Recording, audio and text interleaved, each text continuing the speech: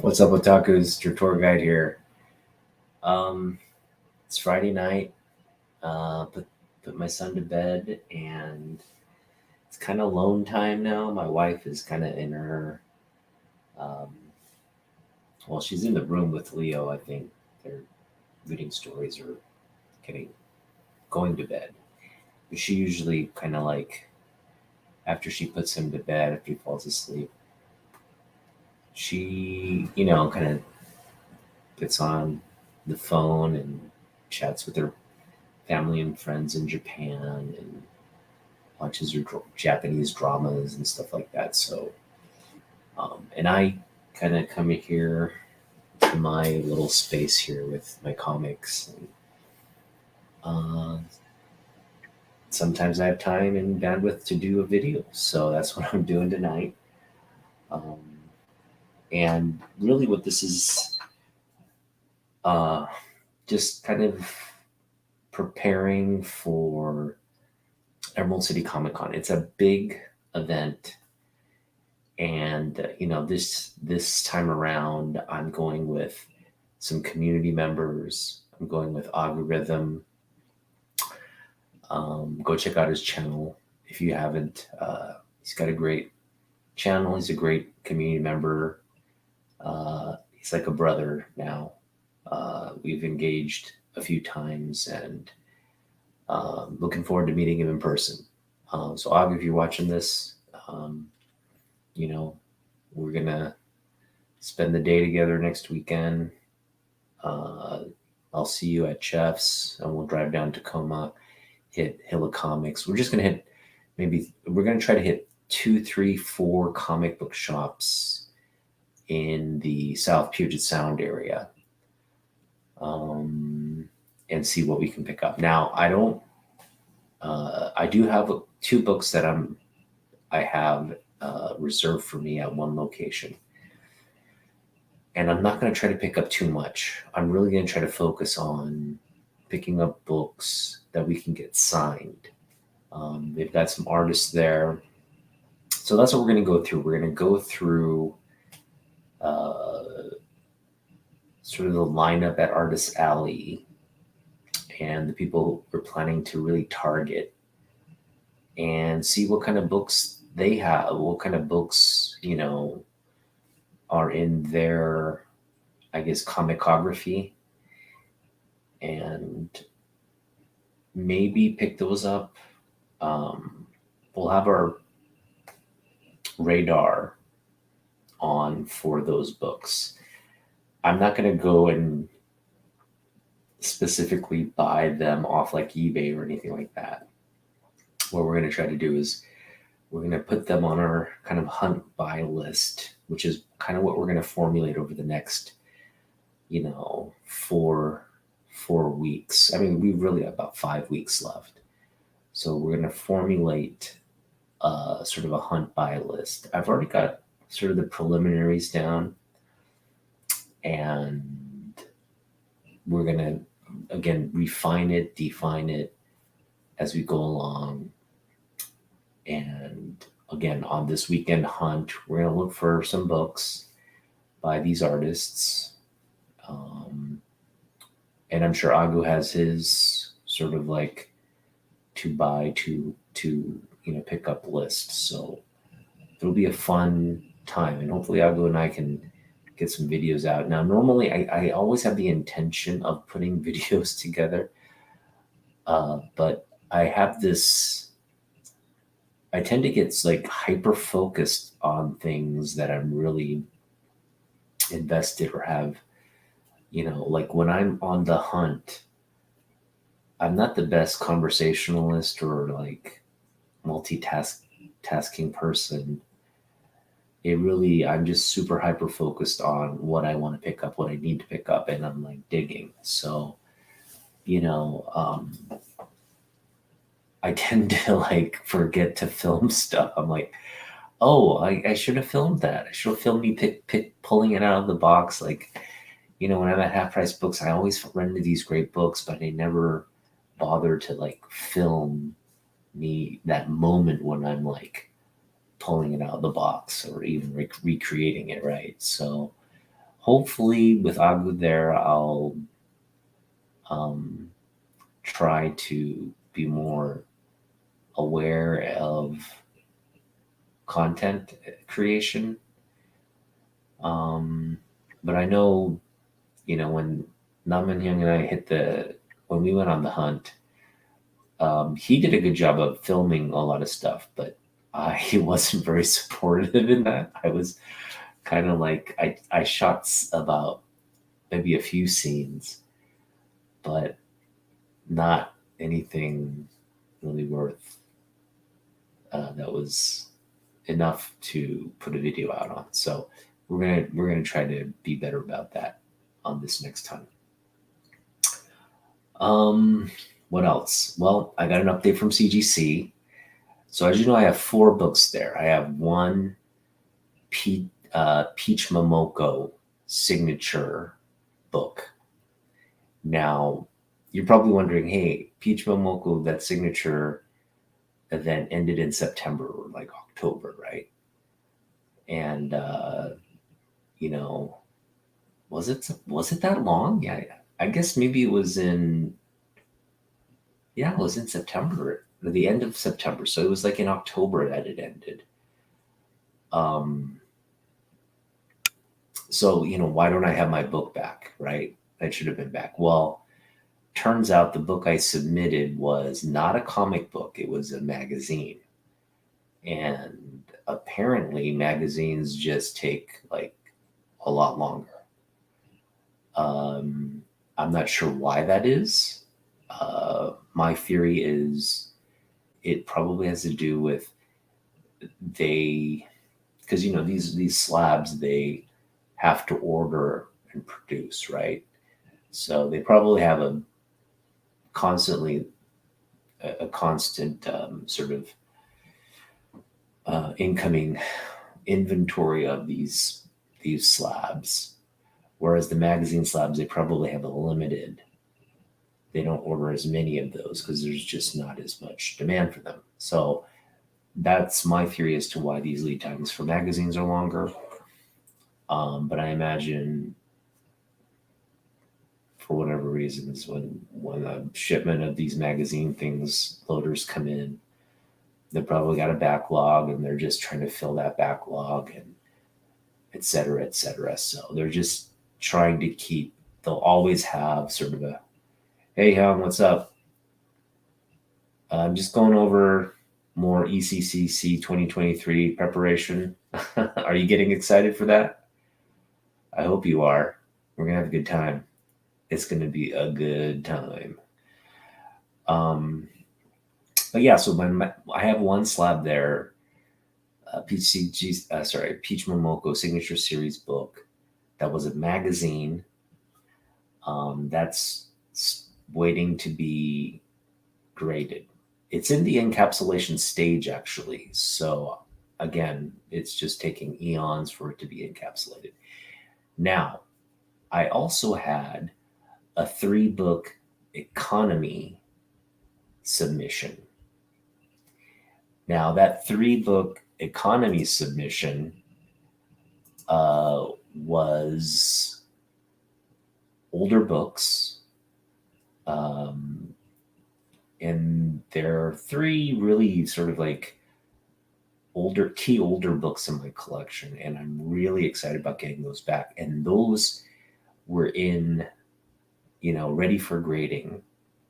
And they just moved into the grading encapsulation imaging or whatever section of the submission now. I actually got billed for the CCS pressing. I anticipate I'll get billed for the grading soon as well. So I'm really excited to see what those grades come back in as. And again, those, because those are older books, they're not going to come back like incredibly high grade. I am hoping they come back over. So I know some of them will come back a certain grade, but again, I'm just hoping they come back on the higher side rather than the lower side because we have sort of a range that we thought. And I'll go over that video again when the books are set to arrive. And of course, we'll do the unboxing here once they do arrive. All right, so let's get to sort of another thing I wanted to update.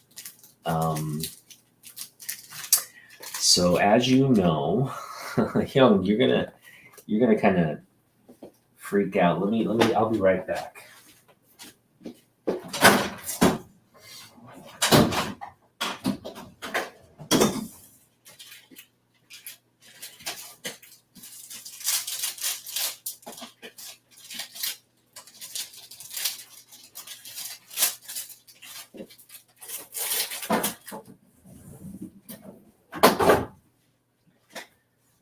So, Young, as you know, I picked up this book,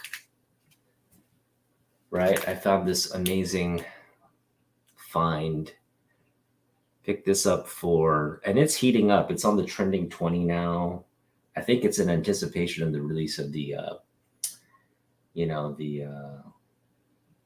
Spider-Verse sequel.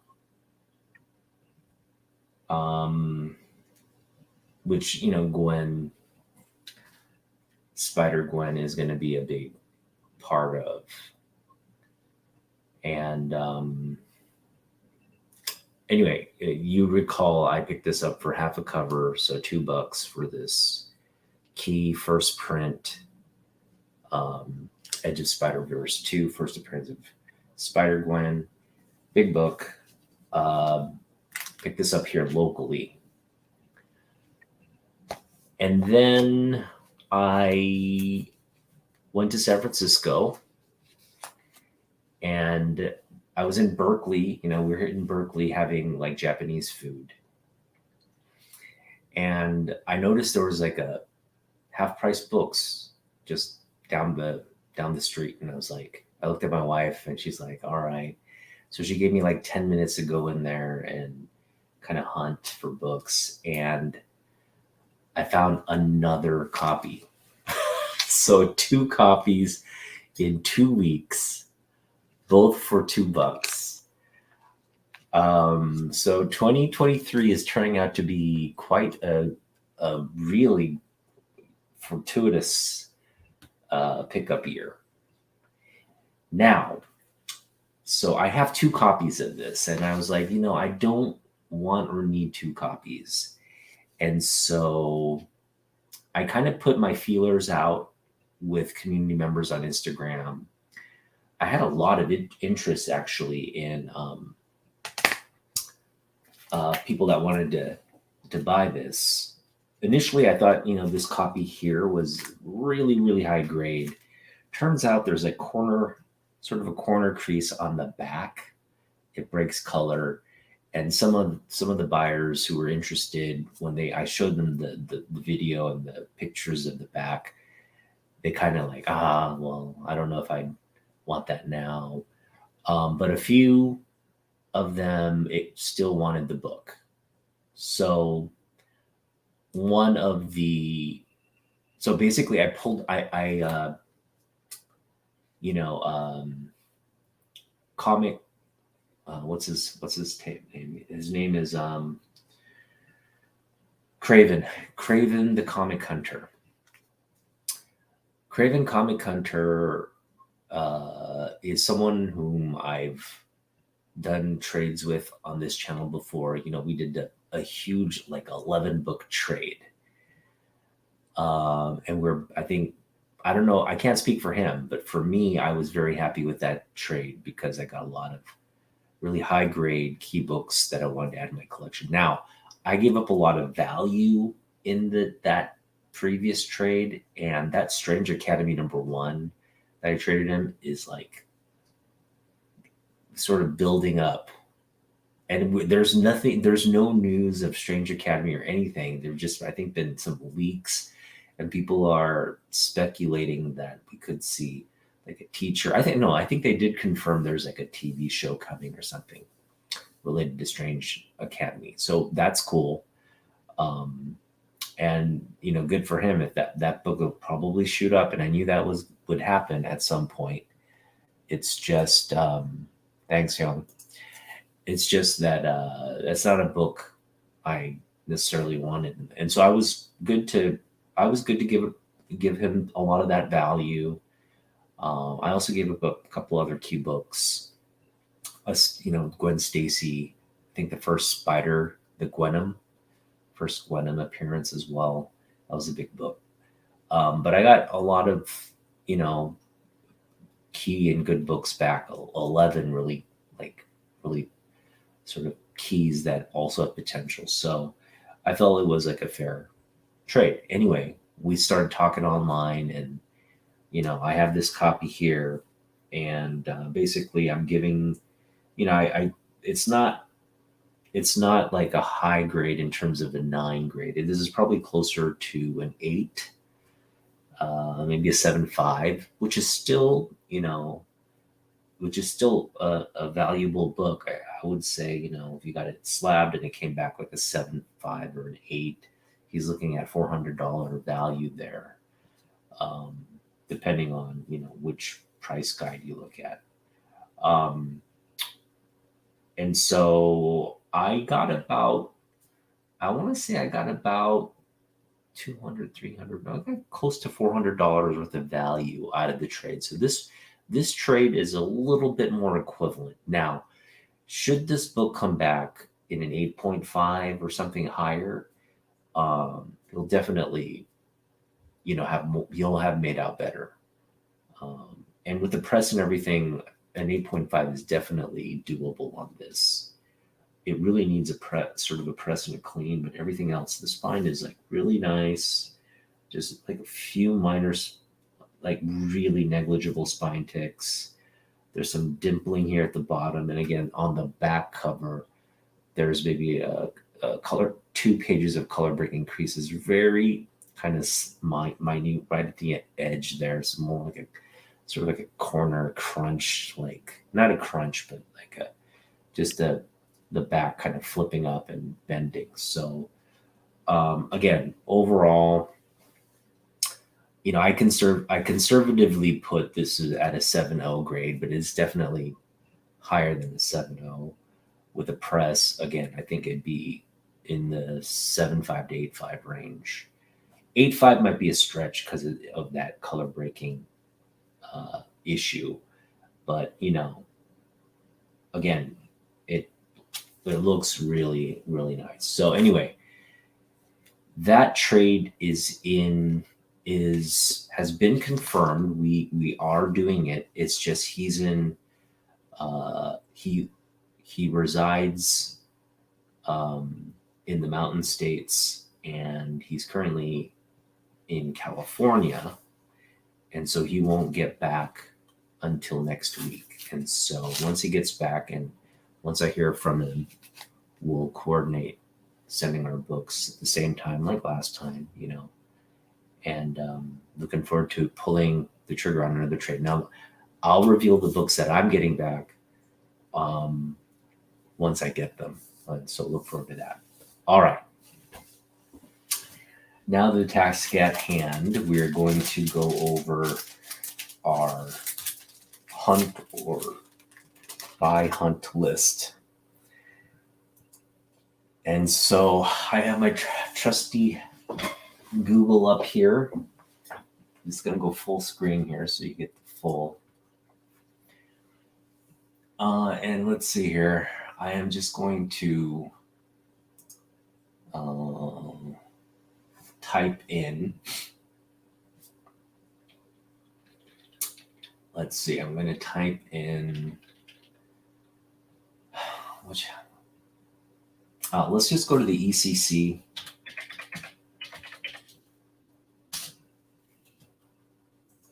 Emerald City Comic Con page first. This will sort of be our. And what you don't see off to the side, I have dual screens. You're only looking at one screen. What I have on the other side of this, I can kind of show you. Oh, there it is. So this is sort of my this is my collection in a spreadsheet. And every time I add a book, I'm putting down the details, how much I got it for, what I think the grade is, its cover price, what its sort of, I guess, value to me is, as well as like most of the creative. I get lazy. I don't always fill them in, but I try to. And so I'm just going to go over to the tab here. This is a list I've created, but what I'm going to do is I am going to kind of empty the field here. And because we want to create a fresh list. So, and that's what we're going to do. So first, I'm going to use kind of several options here. I got my phone as well. And what we're going to do is we're going to just kind of look by artist, look at some of the books on that, the key books that they have in their bookography, and we'll just jot them down if it's something of interest to us. Okay, so see all guests. We're going to go to all guests. Now, Hyung, what you'll realize is that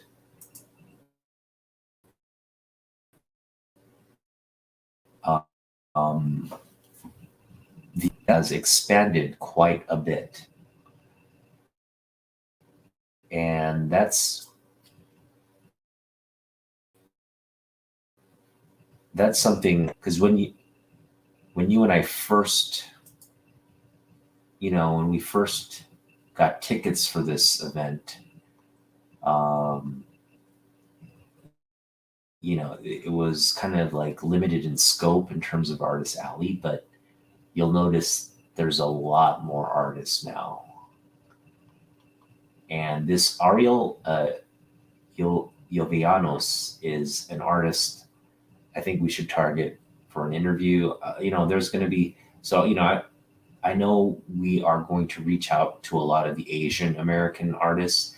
I don't want to be, limited to just Asian. We're going to try to connect with as many people. I think Ben Templesmith is another person, people would be interested in connecting with. So we're going to try to connect with as many of these creators as possible. I just know that when Hyung and I are going to do our AAPI feature during the month of May, we definitely want to bring some of these artists back to be on that, on our showcase interviews. So there's Chan Chow, there's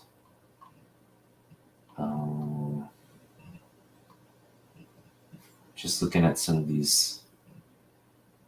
Ooh, Black Panther Party. David Mack.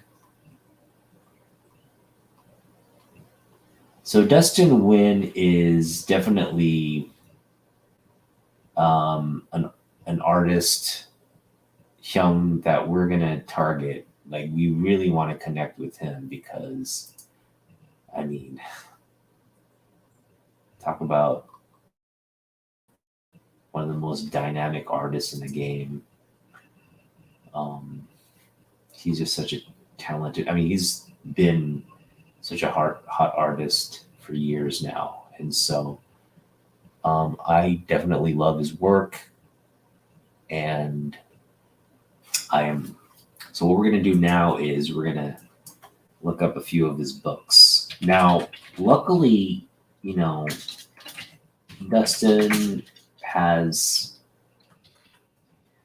done books on Batman. He's done books like on Detective Comics. He's done books on Batman and Robin. So these are things I collect. And I'm really hoping to get a nice maybe Superman cover. So we're going to look at some Superman covers by Dustin. just going to go to the image here. I know he also did some, yeah, like for example, here's a beautiful, wow, that is, so Batman, Superman, Batman 39. I think this is a book I'd want to get signed. Look at that. All right, so that's going on our list. This is how it's working. So I find a book that is visually appealing to me, and I jot it down.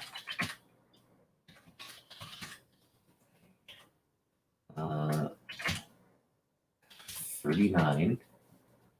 This was in 2003, and that's that. So that's our first book. Here, see, here's another beautiful book. This 80-page Superman. That is another book I'd want. Superman 80-page diet, 2011. Okay.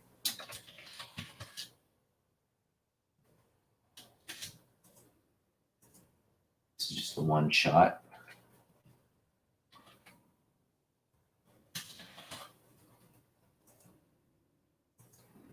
And it's 2011, giant size 80-page. 80-page giant size. Now, I did see an 80-page giant size at I did find a few Dustin Nguyen books at my half-price books, and I was thinking of picking them up.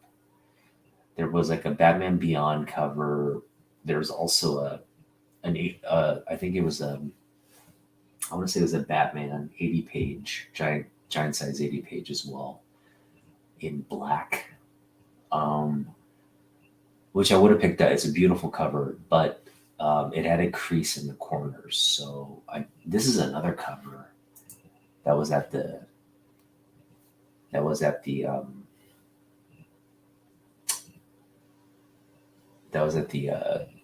half price books.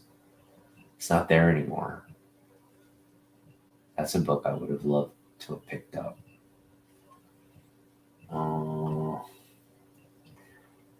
I also there was an Emerald City Comic Con cover. You know those Emerald City Comic Con, I guess you call them like guidebooks, programs that they give out. He had done a program in, I think, the year 2019 or 2018, one of the programs, and it's great. It's basically like a Space Needle and all these like great characters on the top of the Space Needle. That's something, that's a rarer book.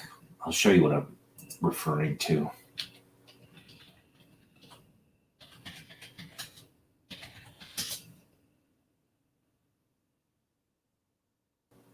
Oh, it's not popping up. Maybe if you do Emerald City. Here it is. Oh, this is Silvestri. Oh, here it is. This is what I'm referring to. See the Robin there. This was a great cover too. I mean, if they have something like, it's 2013. Excuse me, not so recent. I would love to get this. This is a signed copy right here. I'm sure he'd signed a lot of these back in the day, but that'd just be a cool book to have, just as a. But this is a little bit harder. I know Jeff might actually have this hidden lot somewhere in his 25-cent bins, because he has a lot of Emerald City like guidebooks and stuff of that nature. So who knows? Stay tuned. We'll look for it. All right, so let's go back to Dustin Nguyen covers here.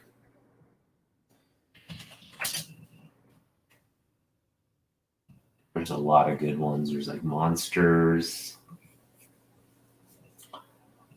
Robin and Batman. There's a lot of Robin in this one here. That's a pretty cover right there, right? Yeah, what do you think of Dustin Nguyen's art?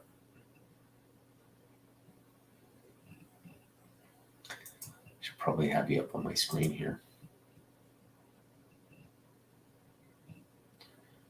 Yeah, like that's the thing. Like I have my budget here. I've got, I don't know if you can see this note here. I've got $385, and I literally just have it in an envelope here in cash. My wife says you have $385 to last you till May. And then in June, she leaves for Japan in June. And so I think I get $30 a month for June, July, and August. Now I can use all of it. Like I can use it as like a $90 spend in one hunt, or I can siphon it out over the time period she's gone and keep myself occupied basically.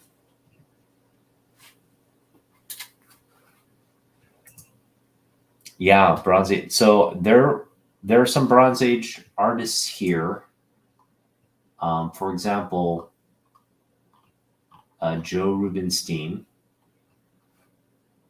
He did a lot of Bronze and Copper Age work.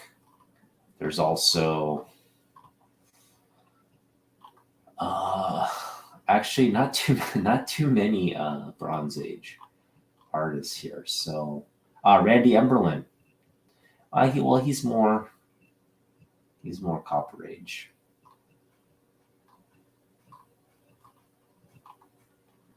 There's just not.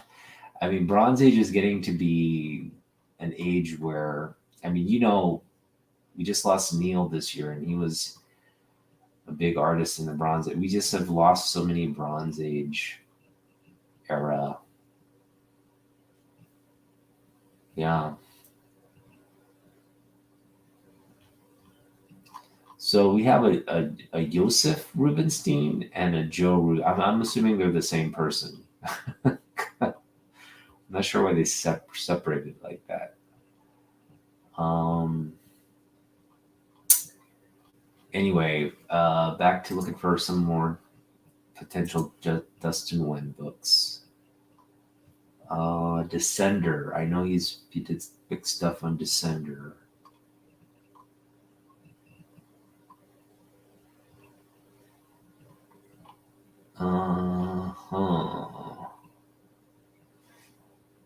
All right, well, nothing's really catching my eye in terms of. Let's go to Detective Comics.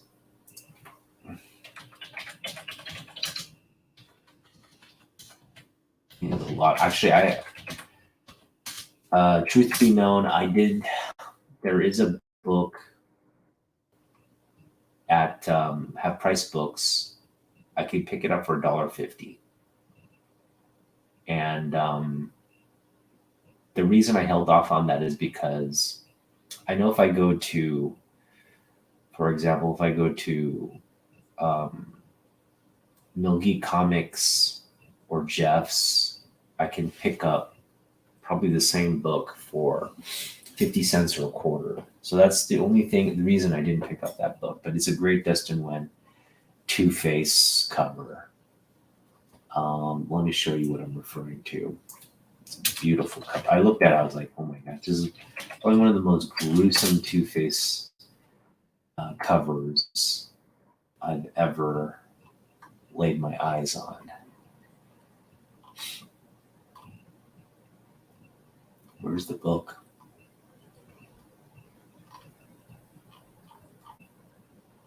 I think it was on a Batman.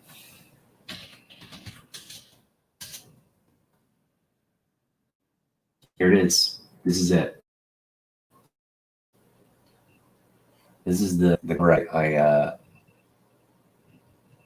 So let me see here.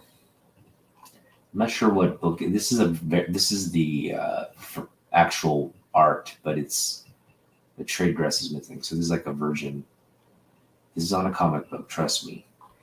Um, but anyway, that's the art I saw, and I was like, man, I really want this cover. But then I stopped myself. Not that $1.50 is a lot. Okay, $1.50 for a book is not a lot. But mind you, I have $385, 300 of which I'm planning to spend at the con. I'm not gonna spend all $385 at the con. I may, I probably will, but I am trying to force myself to be just. We're gonna pick up one big book. We're gonna try to pick as many big books as possible. I don't want what I don't want. What I want to avoid is picking up a stack of books.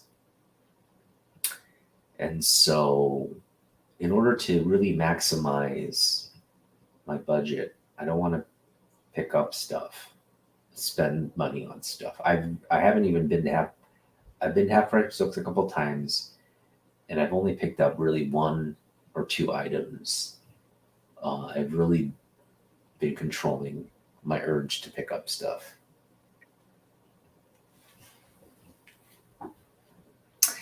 So that's a great point, Hyung. I am still debating it. So as you know, I have $300. I want to get a remark by John Boy Myers.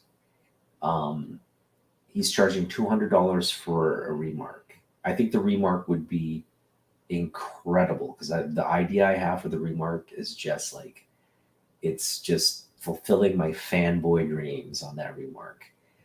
And I know John Boy, I know he would do an amazing job because I've seen his work on. Well, I guess I can share it. Yeah, basically, my remark would be Darth Vader and Boba Fett together. And I know he'd do a great job because I've seen his remark work on both those characters. It's just that, if that's a lot of money to spend on a remark. Were it like, I don't know, were it closer to maybe 100, I would definitely do it. But I don't know, 200 is just a little bit high. I would love like some of his original work and stuff. It's really, pricey. So I think that's gonna. I'm leaning toward not doing it. I may just get a book signed by him, and hopefully, even if it's like $50 or something for signature, we'll have to revisit that as well. But just hanging out with him, taking a picture with him is fine with me. I'm sure he'll be fine with that.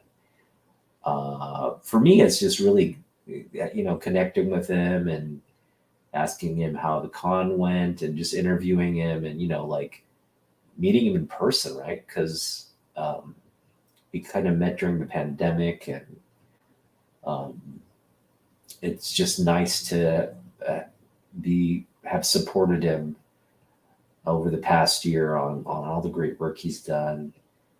And yeah, that's just really what I'm looking forward to. It's different because these other people we don't really know, but he's one of the guys we know. And for me, I don't want to be like a fanboy in front of him. I really just want to just connect with him and see how he's doing, because it's not easy to go to city and sit at a table and meet a bunch of people who just want you for your art and your amazing, talented art. But for me, it's just connecting with them and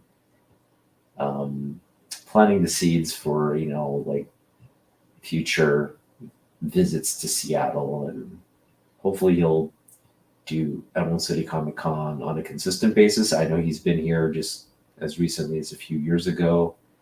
So that's what we're going to do.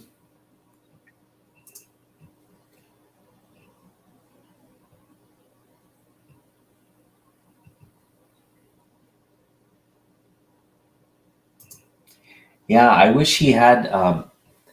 He did commission work on his website before, but what I imagine happened was it got to be like too many people were requesting, and he just couldn't keep up with the demand, so he shut it down. So, which is, I guess, both good and bad for him because you know it's good that there's all this demand, but bad that he can't kind of meet it.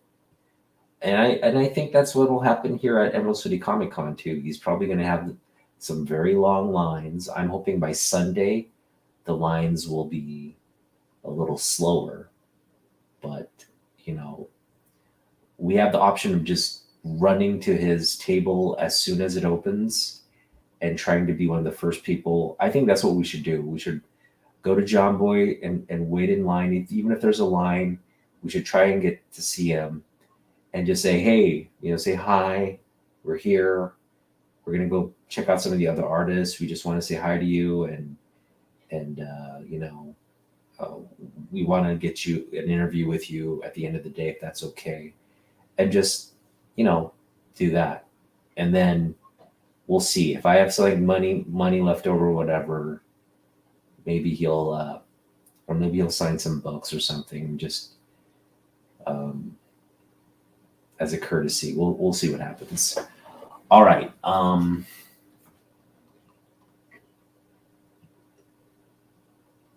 This is a book I may go back and pick up. And what do you think of this cover, man?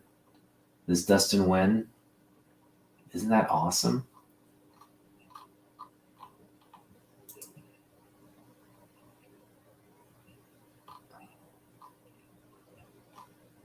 That Dustin Wen Toothpaste cover is, man, it's freakishly good. It is freakishly good. I don't think I've seen a better Two-Face. I mean, and I have Neil Adams's Two-Face cover. I have Mike Mignola's one of Mike Mignola's Two-Face covers.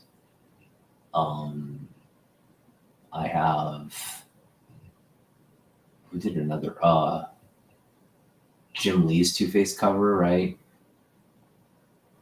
Or not Two-Face. He has one of I'm confusing it with Hush. But anyway, this is like one of the best Two-Face. It's because like you just see all the scar tissue and the burn. It's just so graphic there, with the eyeball just exposed and everything. Oh man, that's a gnarly cover. Just that's amazing. Here's another sketch he did. That's cool too. So this is so I can always go back and get this at my half price books. So I'm the hunt with Agu. If I don't pick something up by Dustin, that's what we're getting. Okay, so let's get off Dustin now and let's find some other people here. 30 Days of Night fell. Gotham by Midnight. Oh, Gotham by Midnight. Let's check out Ben Templesmith's Gotham by Midnight.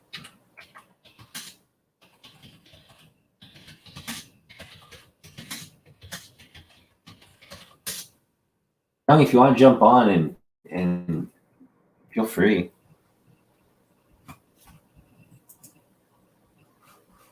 Up to you. All right, so here's some Ben Templesmith Gotham by Night.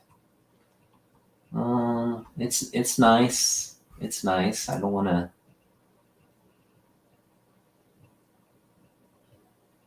That's nice. So this is sort of the Templesmith art we're looking at. Cool. All right. That's an option there.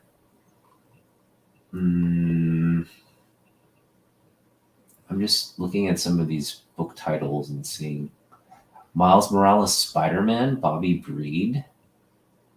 Let's see what that's all about.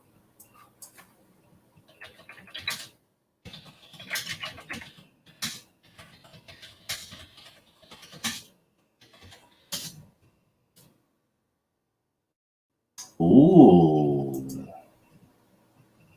I didn't know he did this cover. I thought it was like Javier Garron.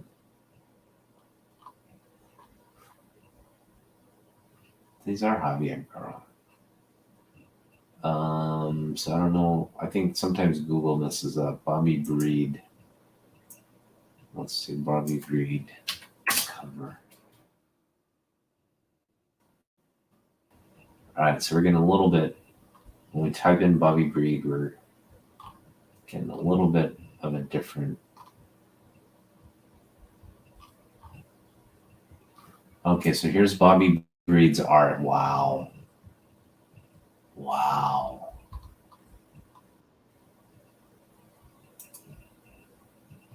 I wonder what he's charging for a print. I can only do voice. I'm working right now. Oh, Young Yon. What's up? I'm working, so I can only do voice. Oh, that's fine. Yeah.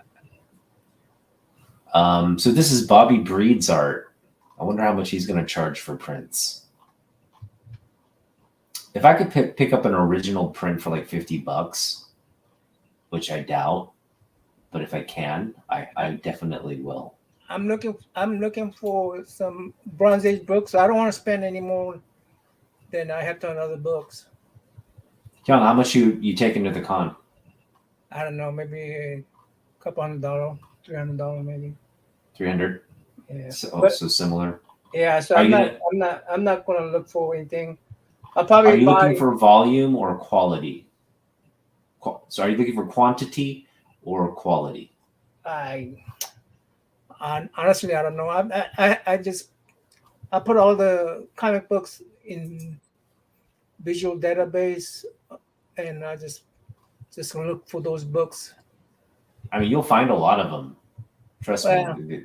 There's so many Bronze Age boxes I mean, there. if I go to their site and let's say they have like $20 for 22 $30 signature pinups or something, then I buy those.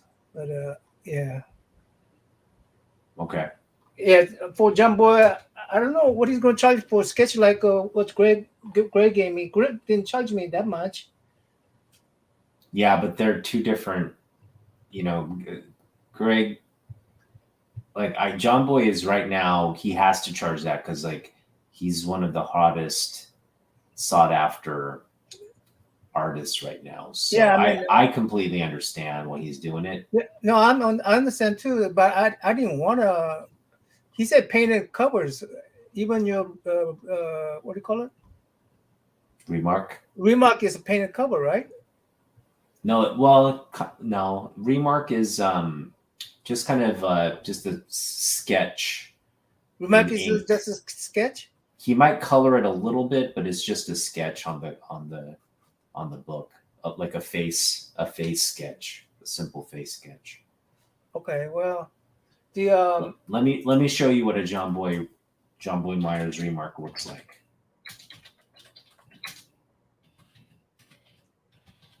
This is what you'd be paying for $200. Something like this. You see? Which is nice. Yeah. Like he really goes all out on the Remark. That. Oh, so and let me show you what I want to get. The Vader Remark. Yeah, I'll just tell you your Remark. So, So he's just putting white over the cover, any cover you choose, right? Or is he gonna have a book over there to do it on? Well, so generally you kind of bring in the book and he just remarks on it. Like that. Okay. Well, $500 for painted book is it's reasonable price to me too, but I just can't afford it. I mean, I can't afford it either. So I can't afford it. I can afford it, but I want to pick up other stuff. So it's kind of like, which, it's just a decision of like priorities. Yeah, I mean, So I just wanted to sketch like I had with something like this. So yeah, see, that's going to be a lot more, Young. That's probably going to be the this an $500 hour, he's an referring. hour. Yeah. This one like this. Here. But if you were to get original art, he'd probably color it. And yeah, again, that's probably 500 because that's original art right there. So What is? That sketch. He's going to charge me He 500 said for sketches. black and white sketch.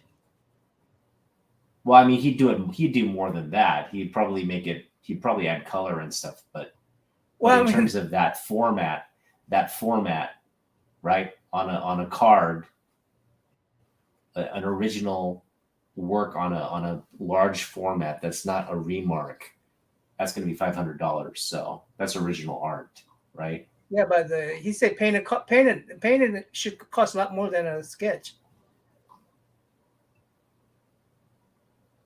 Painted cover. Then ask him what he charged for a sketch. I can't speak for him, but I would imagine I just know. I mean, he wrote in there. He color painted is the $500. That's what he wrote on there. Yeah, he said sketches were 500. No, he didn't. He said color paint. The covers are painted. That's a cover sketch, yeah.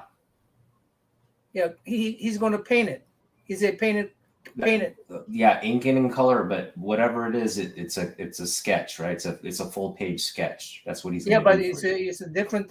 Color is different than sketch in my book. If you're adding color to it, that's a whole lot difference. You're adding more splice to it. You're adding more time to it. Yeah, it's going to be nice. I don't doubt it'll be nice. Oh no, what I'm saying is that there should be two different prices for sketch and a painted cover. Yeah, I get your point. I understand what you're saying, and I'm just pointing out the fact that like you could request him to just do a non-colored sketch. I don't know if he dropped the price on that though. That's what I'm saying. Oh, for example, you could ask him to do something like this, right? This is a cover sketch.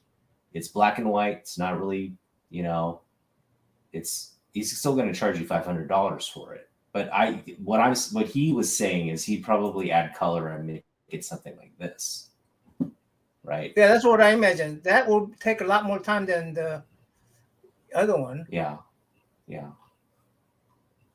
Like right here, this one right here, the one in the middle right there. This one? That one, okay, even that one will take less time. That one fully colored. So I'm sure he's going to have a different price for that. I think he was saying $500 for color ones, and even Greg LaRoque probably would charge me more if he was colored. But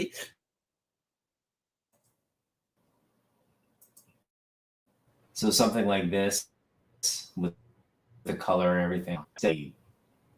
I mean, I'll pay $200. He's going to ask me for $200 for just black and white. I'll pay for that, but to be courteous to him, since we asked, but I'm not going to pay $500 for anything.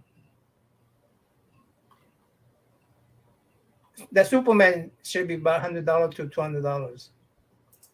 This here, this is his original cover on. This is actual book. Yeah, well, that's different. That's different. But Yeah, what I'm saying is that when he does that, the con where he does it just sort of stamping out kind of sketch, Yeah. So this is what is going to be 200, right? This remark, something like this. That's 200. And if he's doing something like,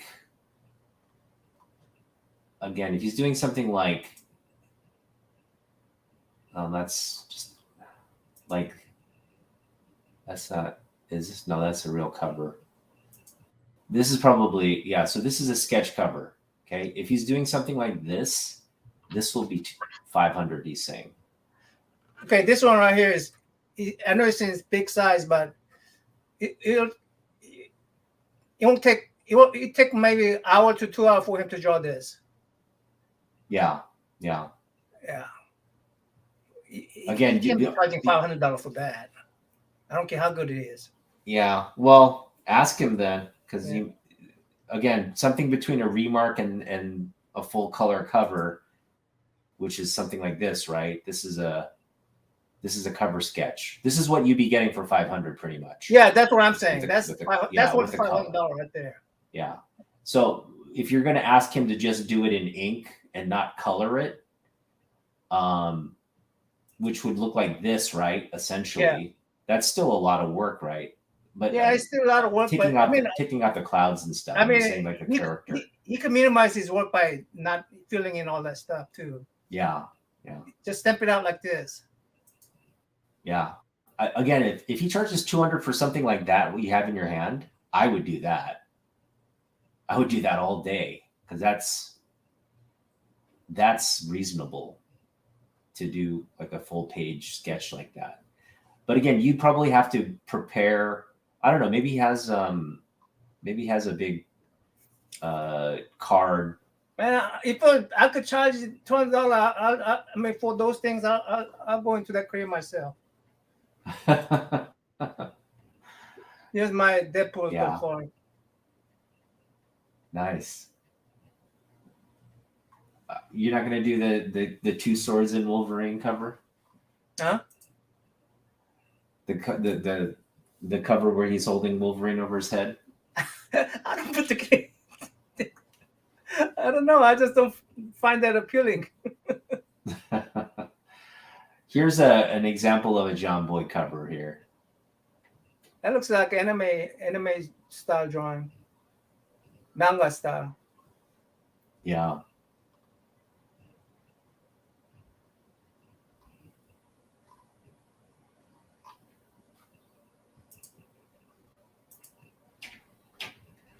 I know when John Boy did his CGC signature series with CGC, he was it was like $75 for signature, just a signature.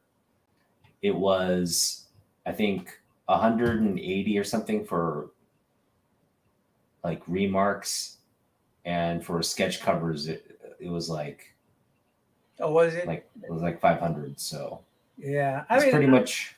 I mean, when I go to these guys, I'm not gonna resell their stuff. It's something for me to keep for keepsake. So I mean, yeah, yeah. I mean, if he has something cheap, I'll buy it. If that's the only way to support it. But yeah. I mean, sorry, remarks are 260, and sketches were 525. So, and that's what he says in there. Yeah, for the CGC event. Oh, for the CGC event. Yeah, for the CGC event. And you know, that's kind of what the top artists are. I understand. They can command. Again, I think the painted cover like that is worth $500 some. I agree. I think it's worth it. It's just like you mentioned before, it's not something you can afford, and it's not something I can afford.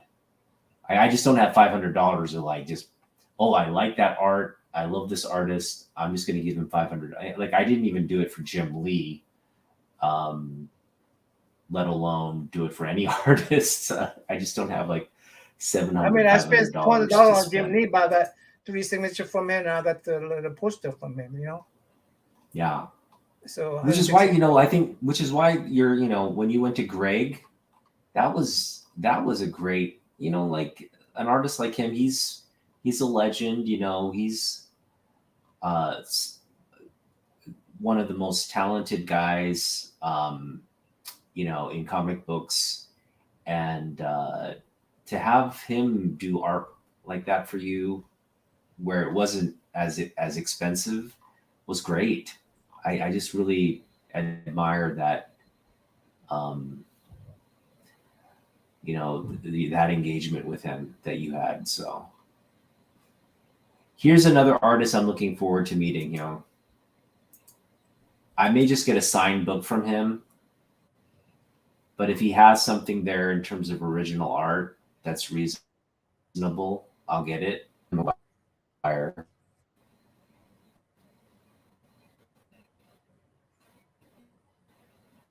Yeah, I mean, Justice League I don't International. think Just whatever he's asking for is outrageous at all. I think it's fair price, and but if we hear something cheaper, I'll buy those something cheaper. That's what I'm saying.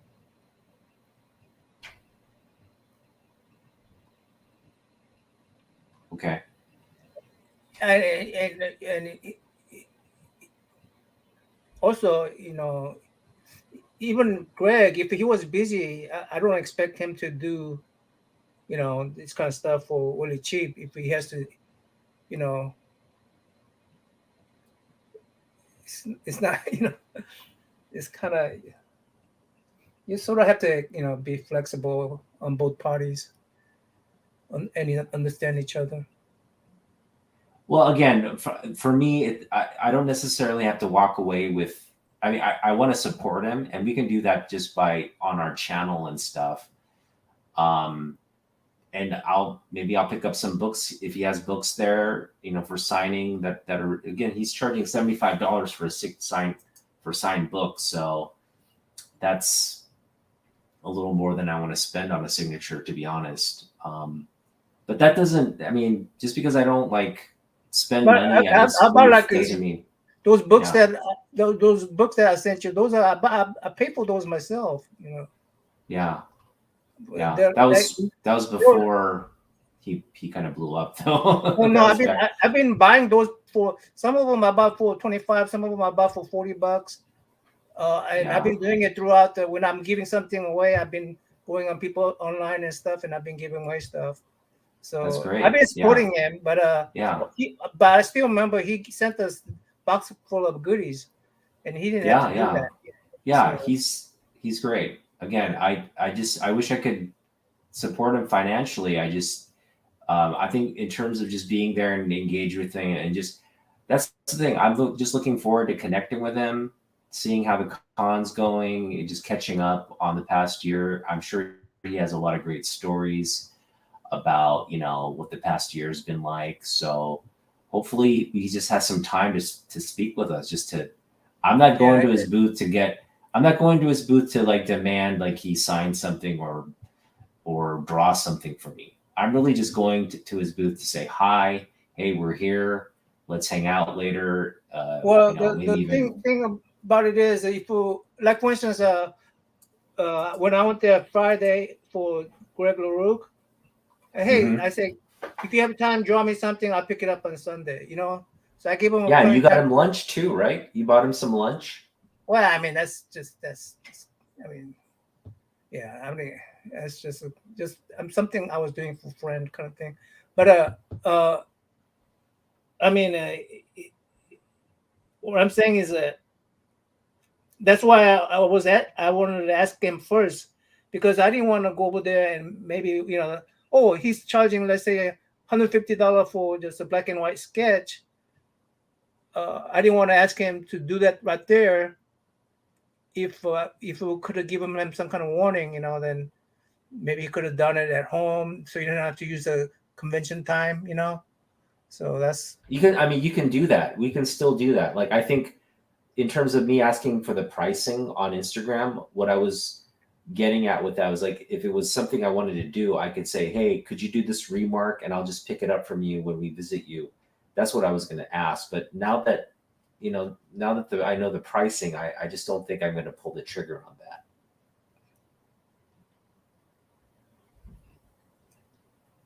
that. Okay. Yeah.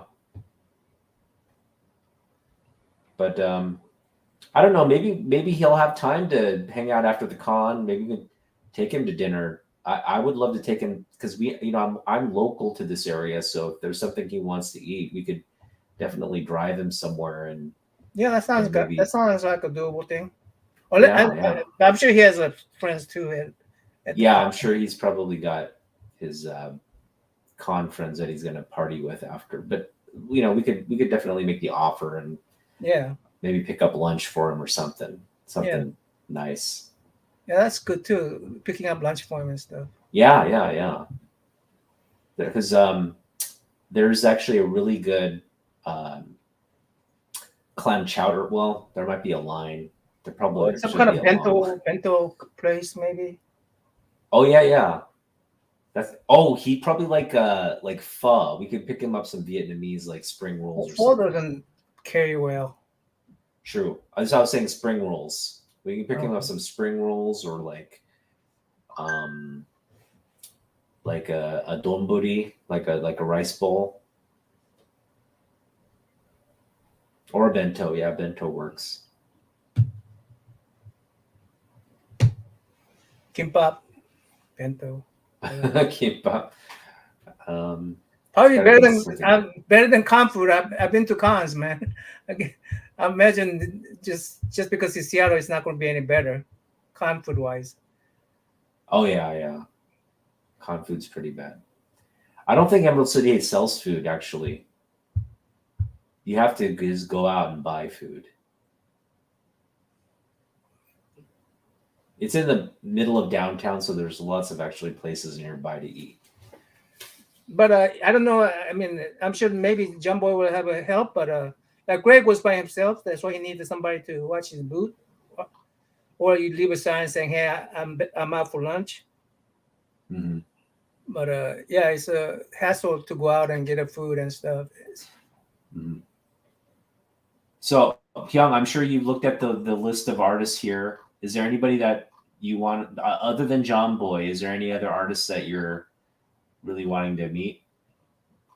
I mean, like I mean, we already talked about Dustin Wynn and a few people. Other than that, I don't think we have enough time to do all that stuff. Honestly, Yeah. That's especially why if there's line. we gotta really focus on who we want to. Even like, I don't think we'll even have time to meet all the Asian artists. There's so many Asian artists here. Yeah. Um, Ryan Lee canceled. Rick and Morty. Okay. Zeb Wells. This is an artist I think we should, like Philip Tan for sure. Midori Harada. She does Pokemon trading cards. That's kind of cool. And Mindy Lee, Masters of the Universe. Let's check out Mindy Lee's art. Okay, I'm gonna go back to audio only. Okay. All right, we're gonna check out Mindy Lee's art.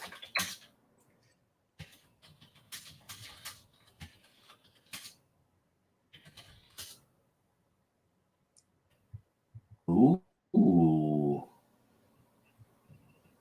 Look at this. Mindy Lee on He-Man.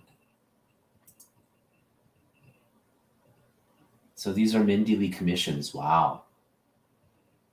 Look at that. That's an Art Adams, sorry. Here is more Mindy Lee. It's a Prince Adam.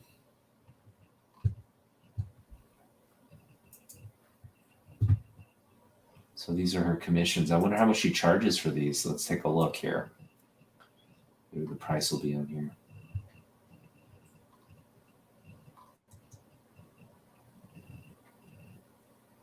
Okay, I'm not seeing any prices or anything on here, so we'll just get out of that.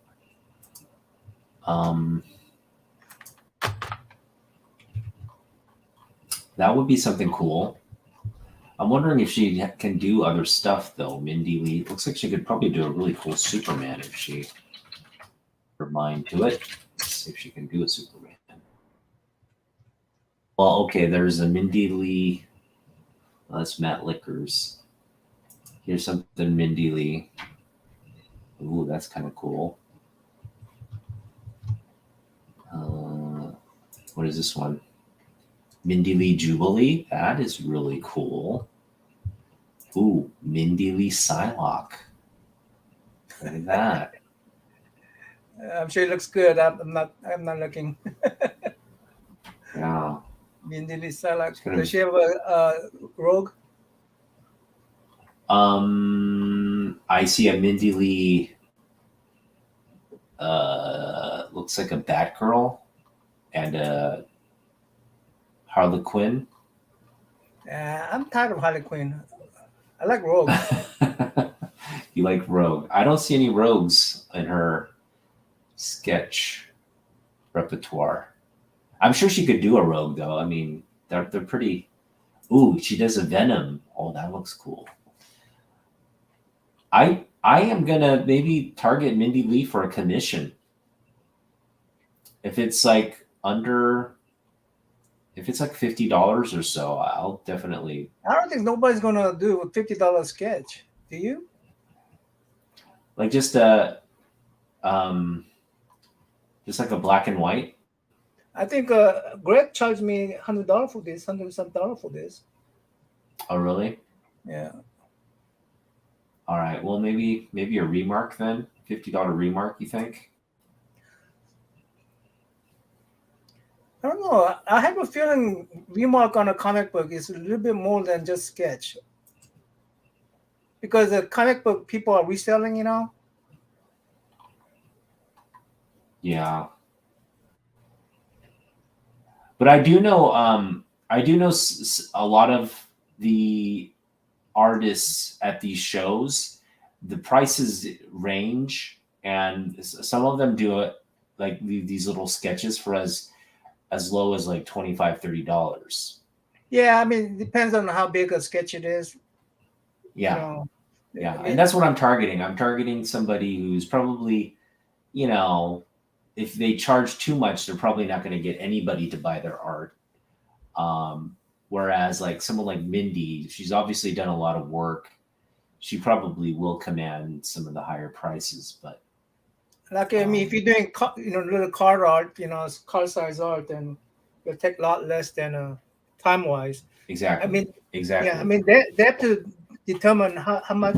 For instance, they got so many time in that con, and they probably have to determine how much they can make from that con. They have to pay for the booth, and you know right, they right, probably right. have a price set where I have to sell, you know, five, paint and drawing, and a whole bunch of little drawings. I mean, they have to probably have some kind of figure set up, Yeah, and because and that's all they can paint. With yeah, the amount of skill set they got, and yeah, they should know how long it takes, for instance, to right. draw Yeah, certain stuff. ultimately it comes down to like how much time it's going to take. So Right. if they can do some, again, I'm not looking for like huge wall painting. I'm just looking for like a small card. Doesn't even have to be colored. It's just a black and white. Something on the like something on this scale right here. I don't know if you're looking, but this like a I'm sketch not like this looking. would be I'm actually not looking. Hold on. that's even more detailed than I'd want. This is Mindy Lee, by the way. It's kind of cool. She does a really good Batman. That would probably cost a lot. That looks like that's all with all the shading. That's very time consuming. That's not even something I'd want. Something like this, like that. Oh yeah, I mean that Right. shouldn't be like that's Yeah. almost like a signature, Yeah. This is, I mean, something like this, but more along the lines between that and this. Something like that would be cool. Something like this would be cool. All right. So Mindy Lee is hopefully. I do want to pick up some like an original kind of sketch there as well with some of I mean, these if artists. John Boy has some kind of things like that, ready to go and be sold, I'd buy those. Yeah, but I think that might be pricey a little bit as well.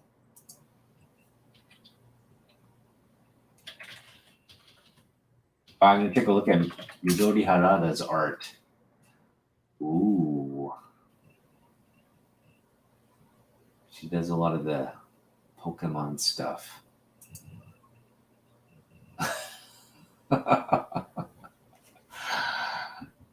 Jigglypuff. So it looks like she's actually from Japan. She's coming all the way from Japan. And this is like her original sketch stuff. That's kind of cool.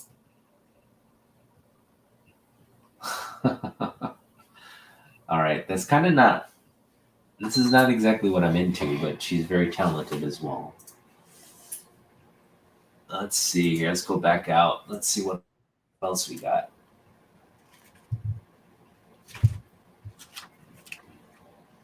Lin Yoshi.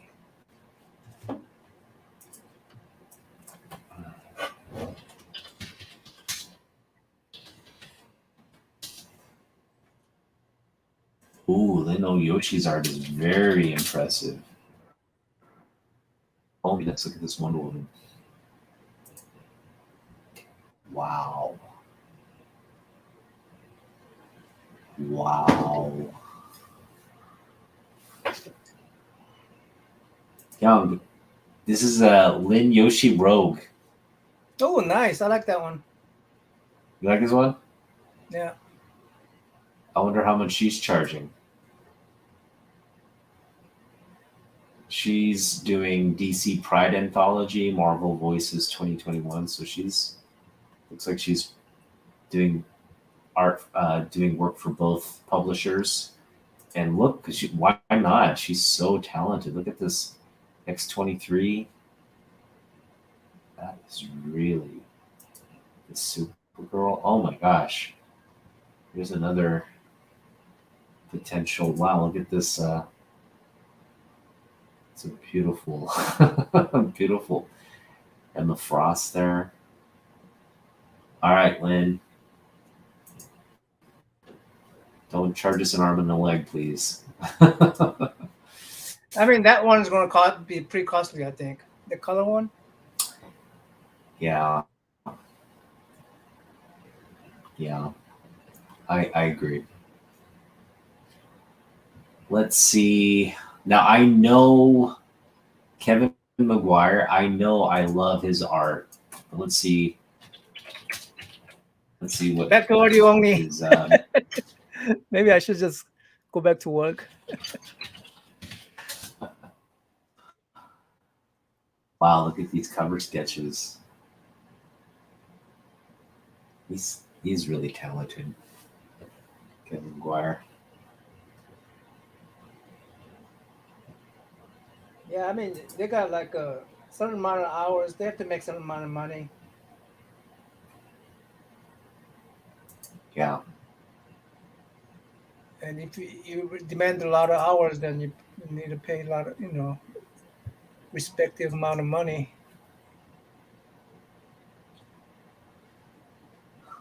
Yeah, I'm looking at a Superman sketch he did. That would probably take a lot of time. The thing about it, when you ask art from these guys and you put it on comic book is more of a resale item. Oh, yeah. So they expect you to profit from it, but they want their cut on it too, right? So. Yeah, well, the thing is, like, I would also say that if you were to do it like on a cardstock, something like actual print, that would potentially be worth more, right? You think so? Than just a cover sketch.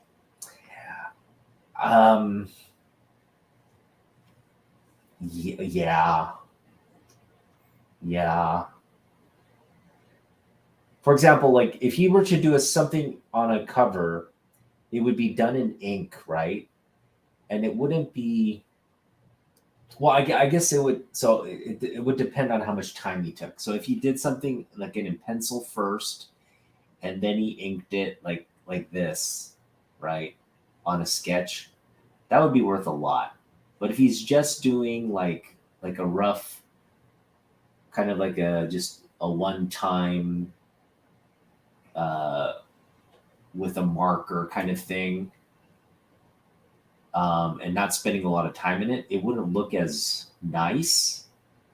And whereas if he were doing it like this, where it's just in pencil, and he drew it like this. That's a That lot of work, to, bud, right there. right? Yeah, that's what I'm That's a saying. lot of work.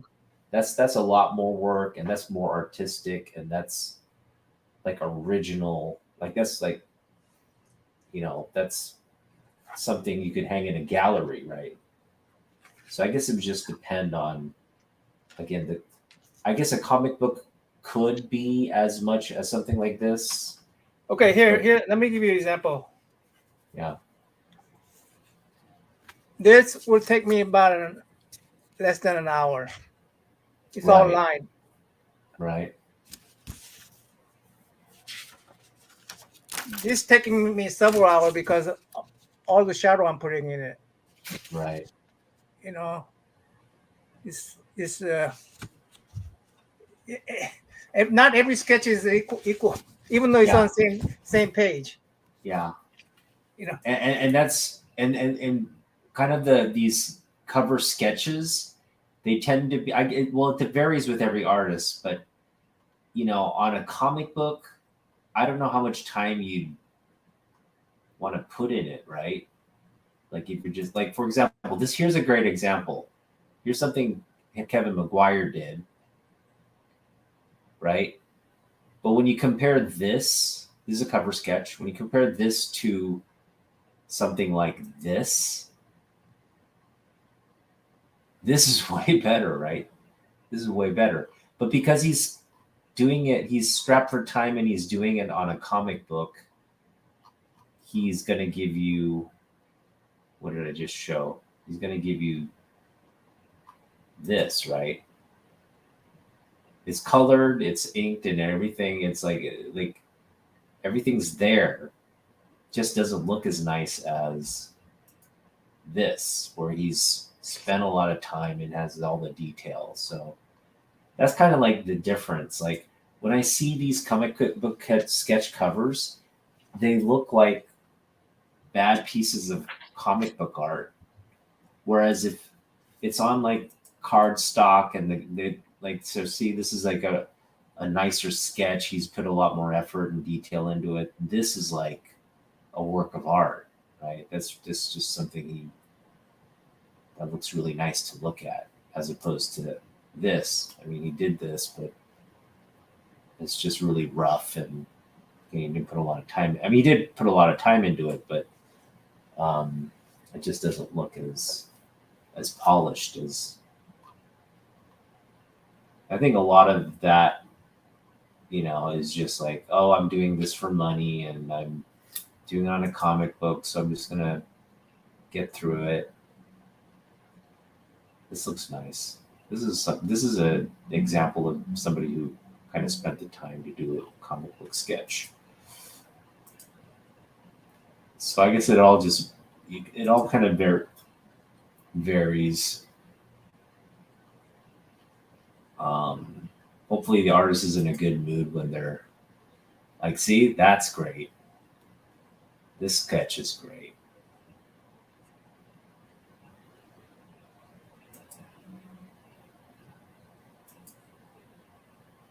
Wow.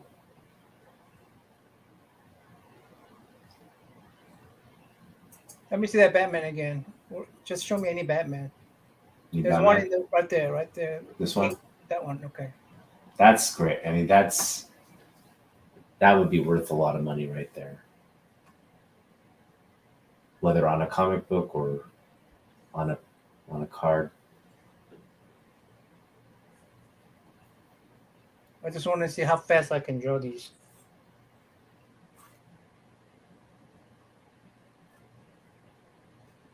Oh, you're drawing Batman right now? Yeah.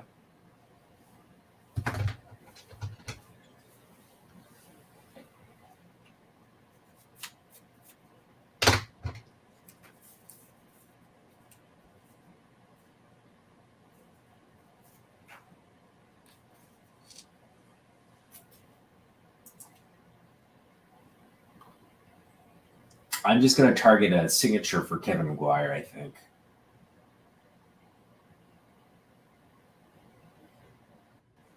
I already have a book for both Joe Rubinstein and Kevin McGuire. And if I'm not looking to pay more than maybe $30 for a signature. So if they're charging above 30, we probably won't get books signed. But if they're charging around 30, I'm hoping I can get those 2 books signed.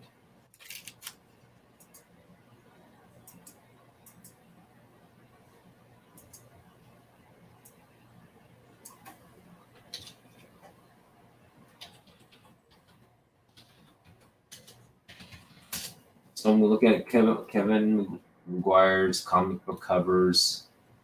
Wow, he's got a lot of great covers here. I already have this cover here. That's just a classic cover right there. Here's another nice cover.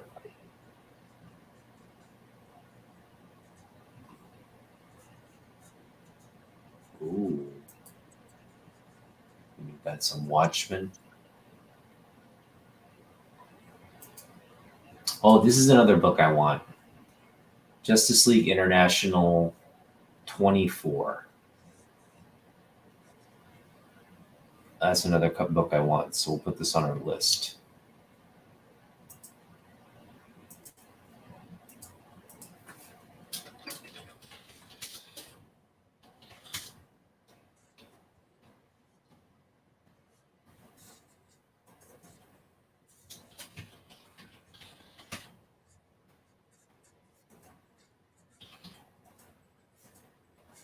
This is from 1989.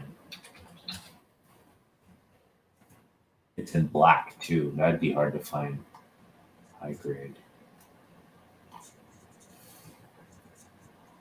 Oh, here's a Robin 2 that he did. That's a nice Joker cover.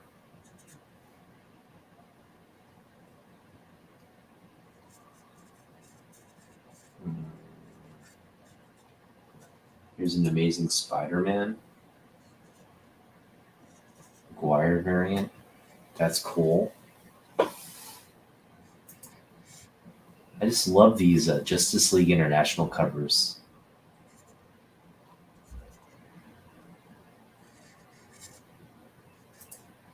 Here's another Justice League America. That's a cool cover.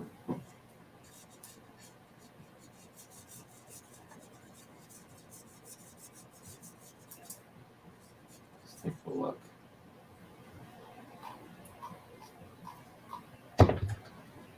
Justice League 30. Justice League 29. Justice League America 29. All right, this is a cover I want. Justice League America 29.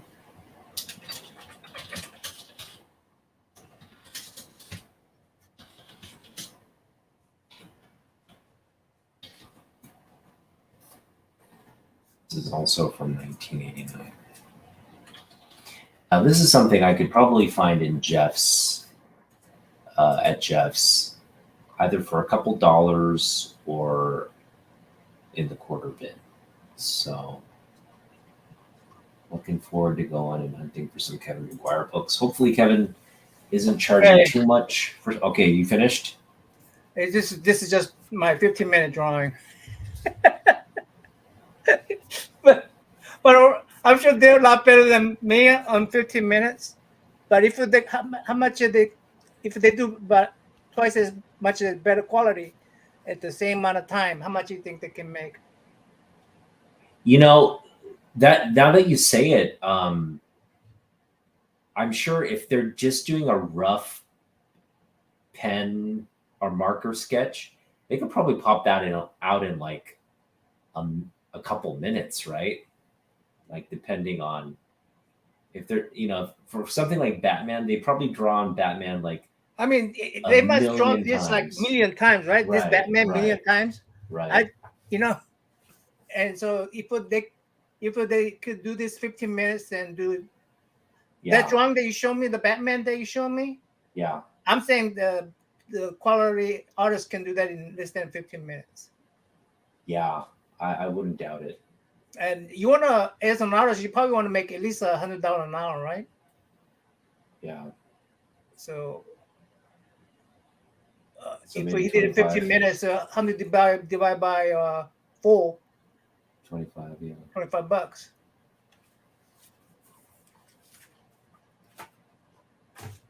I know Jim Lee, the remarks that he does, that remark sketch takes him about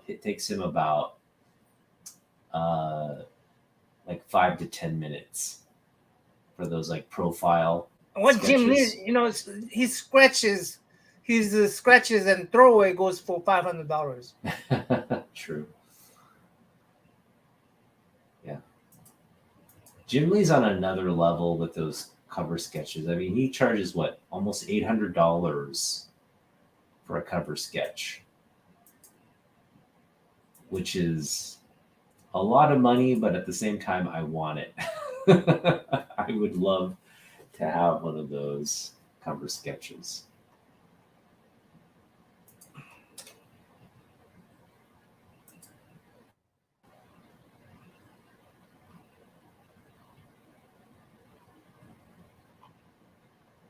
No, I think his remarks are $700.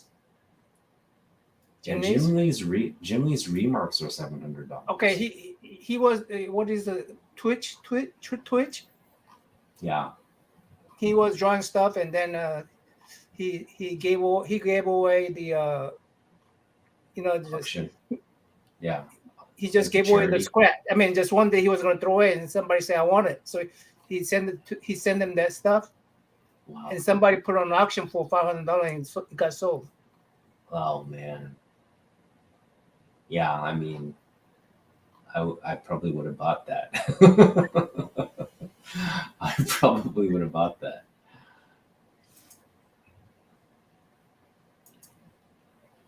Because again, he's selling remarks for $750. If it's actual like sketch, if he's doing like a real, like a high quality rough sketch, I would imagine that'd be more. I mean, the thing that made it worthwhile was he just signed it. He could have drawn Cool. this. He could have drawn this, and if he signed Yeah. it, So he then signed if it. he was, Yeah. Because you kind of have to authenticate it too. So that's cool.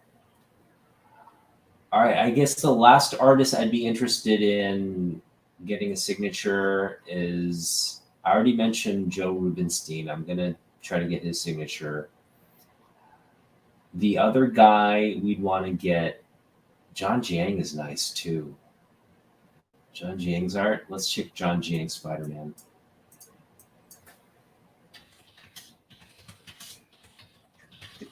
delete this video. I feel like we talk too much about stuff.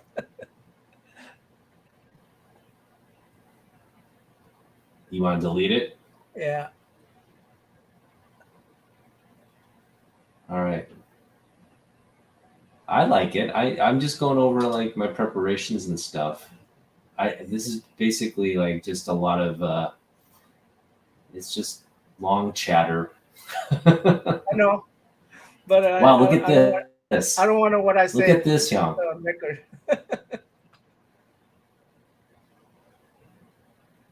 This is John Jiang. I mean, I want to emphasize. I mean, I want Wow. to make sure that I'm not misunderstood. Oh, with I'm John Boy? in no way devaluing John Boy drawings. Oh, I don't think you said anything that would. I mean, if anything, I just said, like it's not something I want to. I mean, it's not like I don't think he'd take offense to that. We're not saying his art isn't worth that. It's just like, he's one of the hottest artists. It's going to command a high price. We just can't afford it. I don't think he'd take offense to that. Not being able to afford something it's not something these artists understand, right? Look at this. This is John Jiang. I mean, and also another thing about me is if I'm going to spend $500, I want to spend it on I mean, I like to support Ryan. Oh yeah, Ryan Otogawa. Yeah, We love Ryan.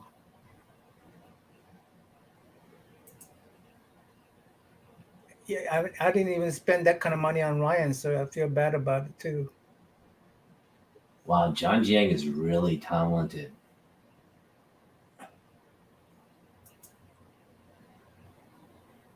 All right, let's put one of these on our list of things to get. John Jiang variant cover Spider Man. I think I like this one. That I think that one's cooler. Yeah.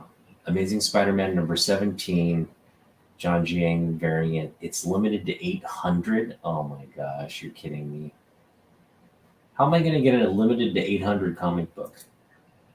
Looks like he's selling it through East Side Comics. Go to East Side Comic and see how much they're selling it for. Eastside Comics? Yeah. John Jiang?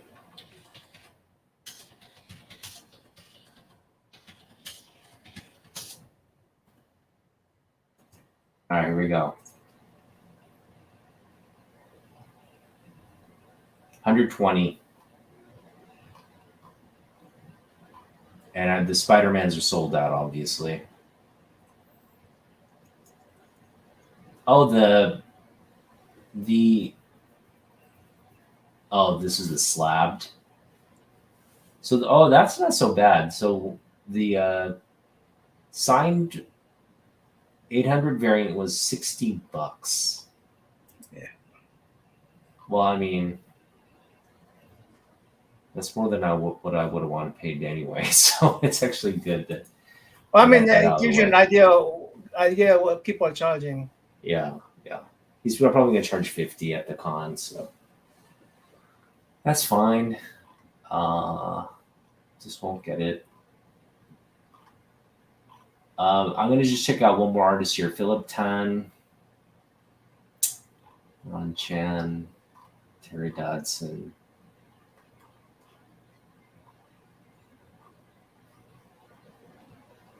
We should definitely try to connect with John Jiang, though. He's looks so talented.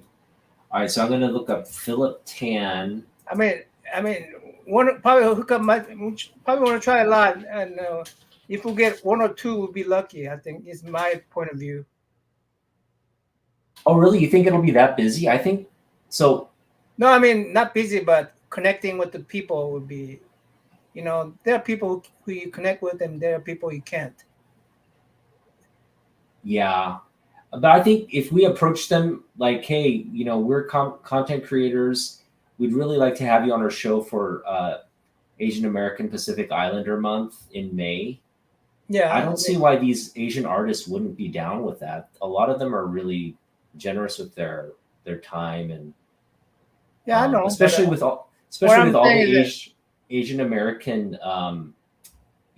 There's a lot of attacks on the community right now. You saw the mass shooting that happened in California, right? yeah, that's So horrible. these issues are still going on, and so if we Yeah, but it's are, Asian doing to Asians on that one. I mean, yeah, I mean, I see your point, but there's a lot more where it's not Asians doing it to Asians. So yeah, I know. I mean, there's plenty out there, but yeah, let's you know, yeah, n- not blame everything on one group of people or one society. This country is a multicultural society. yeah. Which is why these, the interviewing them for AAPI, it's kind of building that Asian American solidarity. So Yeah. I think it's something a lot of artists would be really cool to want to do. So I'm excited about engaging with them. Actually, I think a lot of them would be really cool. Even if we don't get anything, it's like if we wait in line to meet them and just say, "Hey, we're not here to really get anything. We just want to say hi and you know ask if you can be on our show, if you don't mind being interviewed." If we approach it that way, I'm sure some of them will be really excited to do it. Sounds like we need a business card then. Yeah, or just say we're fans.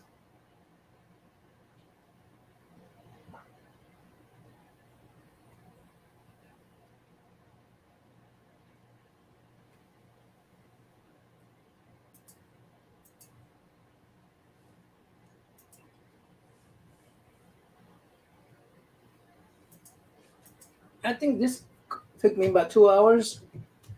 Let me see if you can recognize.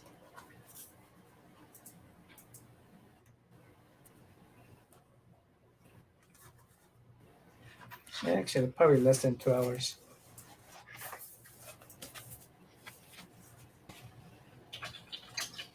Yeah, the face Oh, is way too nice. big for. Is that Yep. that's Kyle and K-pop? Yeah, yeah. Why are they? Why do you have Well, them?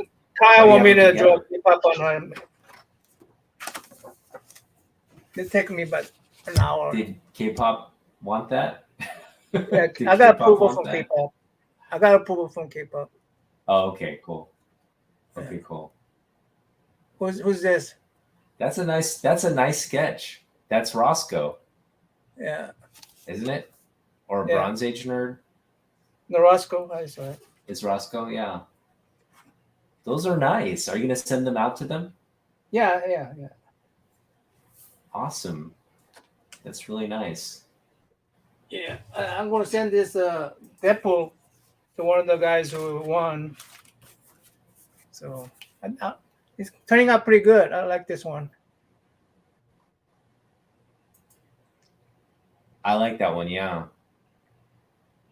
Yeah. What's he doing there? He's making a heart. I'm just drawing from reference. Oh, he's making a heart. Yeah. Nice.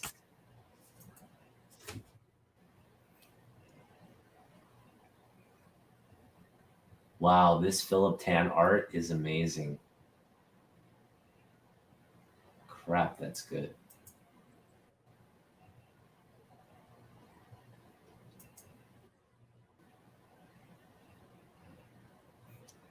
Wow, Philip Tan is really talented. Oh, Philippe did that. Resanya? I have that copy You have it? Where is it? This one? right there. That red one. That one. Yeah, Did you do Philip that one? Tan. Oh, I have Beautiful. that He copy. did it. Oh, It's I'll bring that one beautiful. then. Yeah, you should get signed. I'll bring that one. Philippe is gonna be there, huh? Yeah. Okay, I got that one unsigned, so sign that one.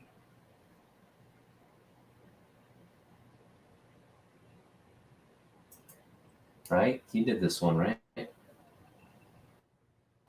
Yeah, it says cover C for the comic book. $4.99. It's a new book, so there's so many Resanya out there. That's a gorgeous cover. That's a gorgeous cover. Wow. I mean, that's if you get that signed, that'll look nice.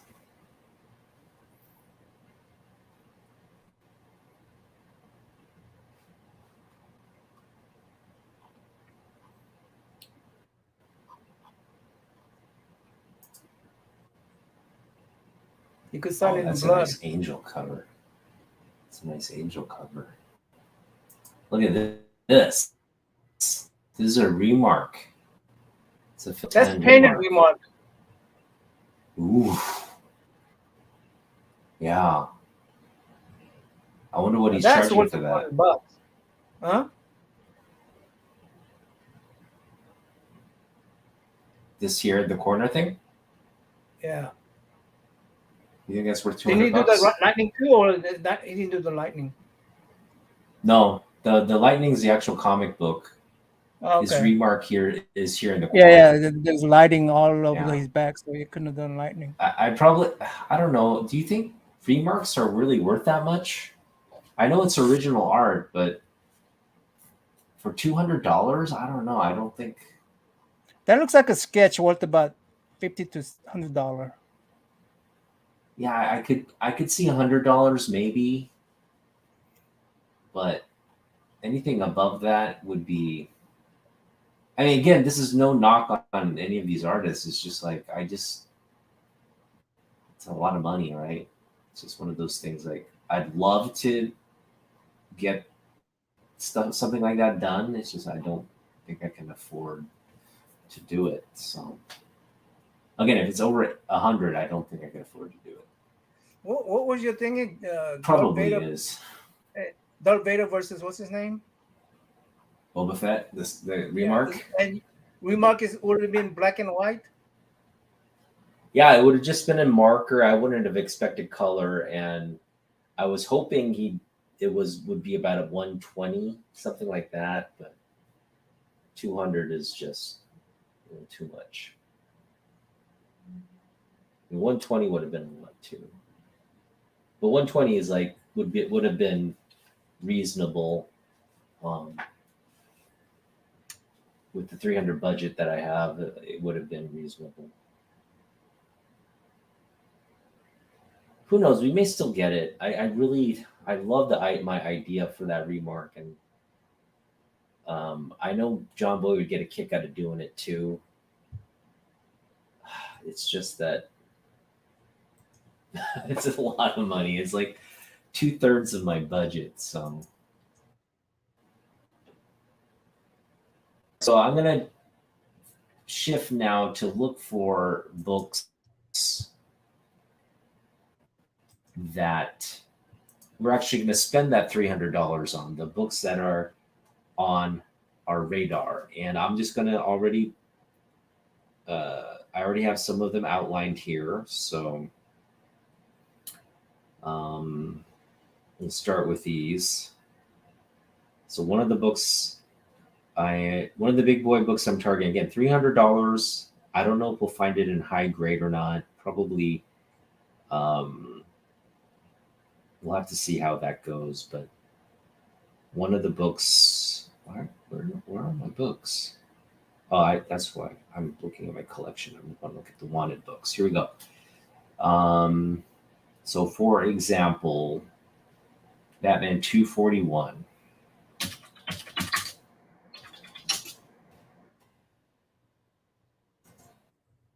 And we're just going to go to the Go Collect page here. So this is a classic Neil Adams book.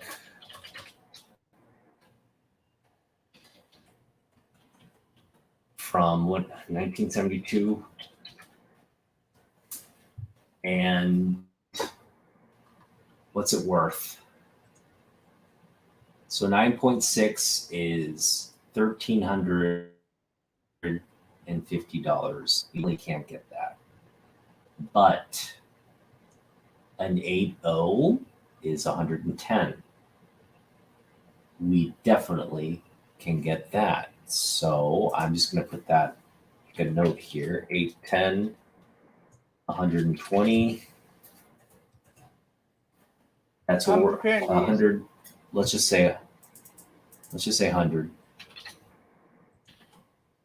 We're going to look to pay $100 for something around an 8.0 for Batman 241.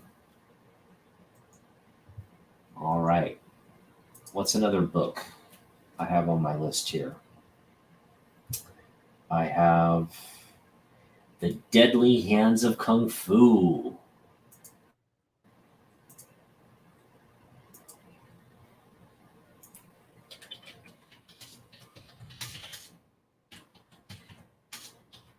Another Neil Adams book. What is it? Deadly Hands of Kung Fu, number 14.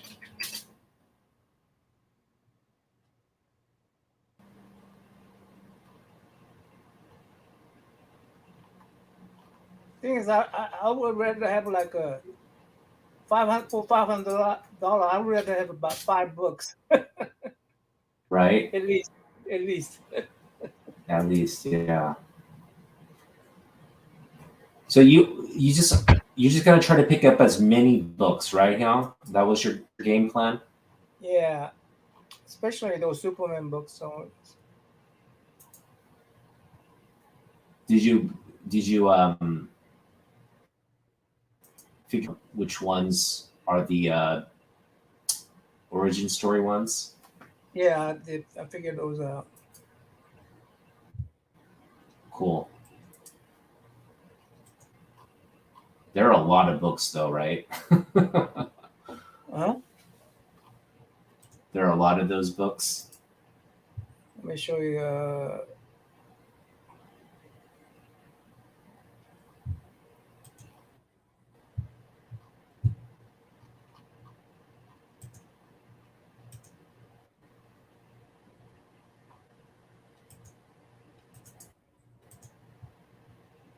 Looks like I'm gonna have to go to eBay. So open These up are eBay. these are some of the things I marked it.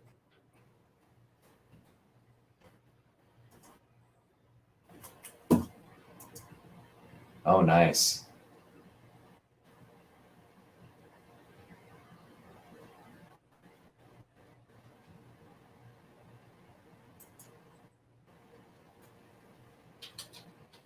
All right, we're looking for Deadly Hands of Kung Fu.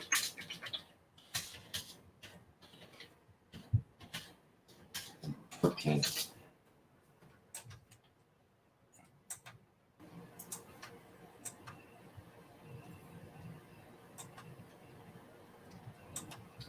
All right, I'm seeing sales for 45, 110, 75.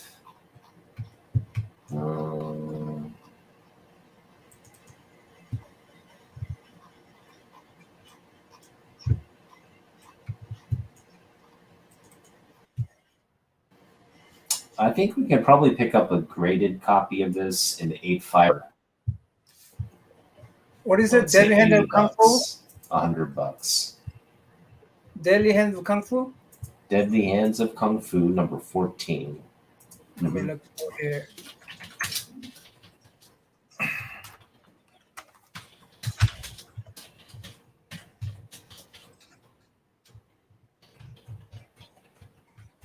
I'm not looking for a high grade copy, something in the 80 range. Again, Is this I one want to it? pay around $80. Let's Is see. this it? Is it the Bruce Lee cover? Yeah. That's it. That is it. They don't have it. I'm gonna put that on my want list. eBay has it for $100 to $110. 6.5. That's not well. I'm looking for something in the $80 range on that book. I don't want to pay more than 80. Well, I mean these are the what eBay has $100, 110. I hope they have a better price over there. Yeah, I'm sure they will. But yeah, I'm gonna access this on my phone. I'm just gonna do like this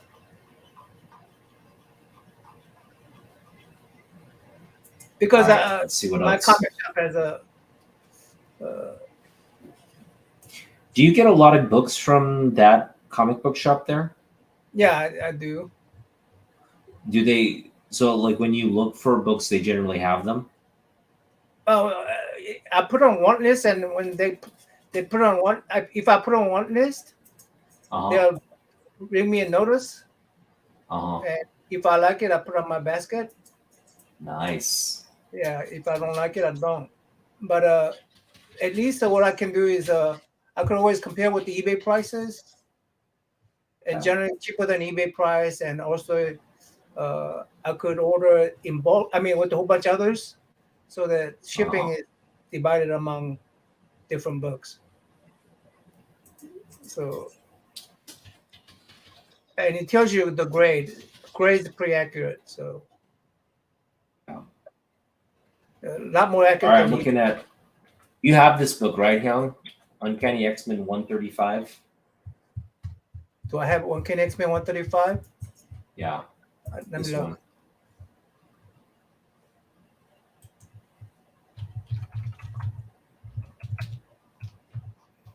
Looks like I searched for 136.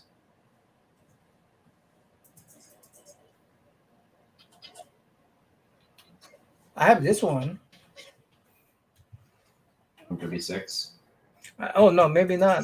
Why is it on my want list?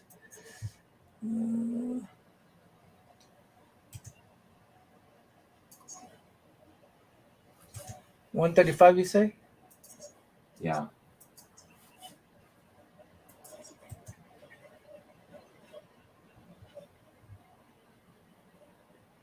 You know what? I'm gonna put that on there.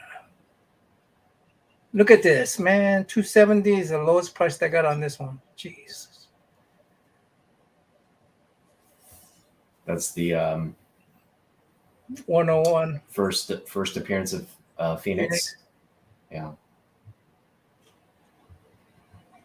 135.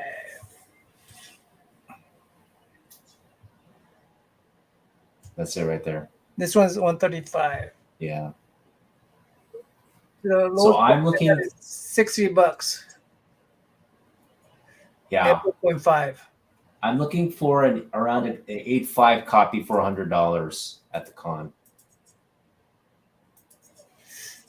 They got 8.0 for $95 here. You know. Nice. 8.0 for $90 right here. So that's it's extra image. It's a raw copy, right? Yeah, raw copy. Yeah. That's pretty good. That's pretty good. Hopefully we find it at the con for a lot cheaper. I'm going to put it at 80 actually. I'm going to put it as a limit of 80. I don't want to pay. I definitely, whenever I got in here, I definitely want to pay less than them. Yeah. Con, but you know, they may have it higher. Who knows? I don't think we're going to find the Deadly Hands of Kung Fu though. That's a pretty hard book to find. It's on eBay. For two of them are on eBay. Yeah, I know they're on eBay, but I'm just saying, like, you don't see them often on like collectors' walls and stuff. Yeah. Somebody might be. They may have it, and they may get tired of it not getting sold, so they may have it cheap. Who knows? That's what I'm hoping. Is that a book you want too? Well, now that I saw it. Oh no! Now I have to compete with you. You're gonna bid. I'll let you have You're gonna bid on the same book. No, you can have it. It's for me again. It's just one of the books I'm targeting. I have so many. If you find it and you really want to pick it up, by all means do so. Yeah, I'm not gonna pick it up for more than. I'm not gonna pick it up unless it's a really good deal, though. Yeah, me too. Like, what if it's like $50? That would be very tempting. Well, I mean, they have a copy here for $75. It's not. Yeah, see, this for $75 is a ripoff, man. Look at the condition. It's like low grade. That just won't do.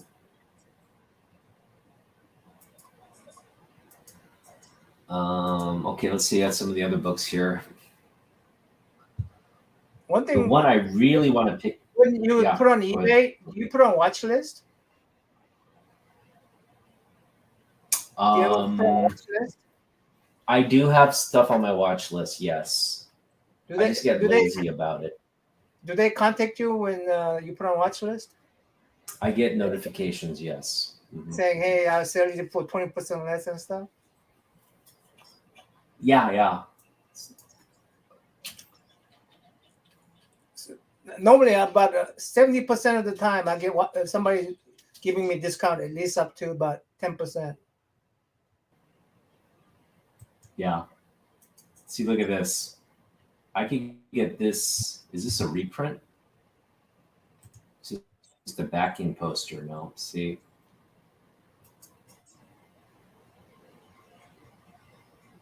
Here we go. See, it's 260. These are all bids. I don't want to do, but I want to buy it now. Not auction stuff. Okay, so we got a 2.5 that we could pick up for $199. Batman, this is kind of where I'm looking. Batman, what number? 251. 251.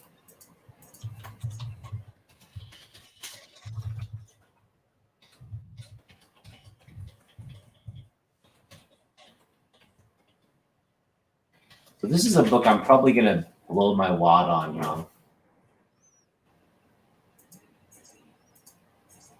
There's a $200 for FRGD 1.5.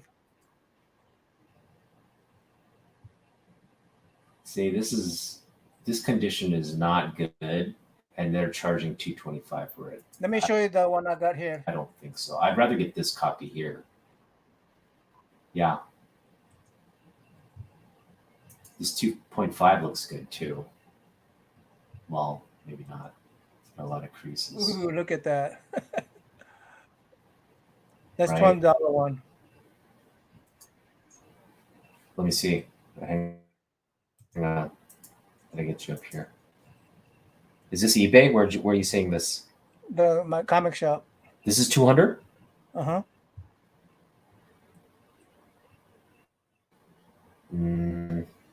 I don't know. There's a corner missing on a little chip on the corner there. And you paid 3% more. Looks like $6 more. FRGD. This looks nice. Spine tears and water damage. Ooh, no. Look at this one. This is a 2.5. Why is this looks much? Oh, there's a chip there in the corner. That's why. At the middle too. Still, this is a beautiful looking. Oh, there's another chip right there. There's a lot of bottom, but I mean the top looks incredible. How much is that? I would buy this for $274. Oh.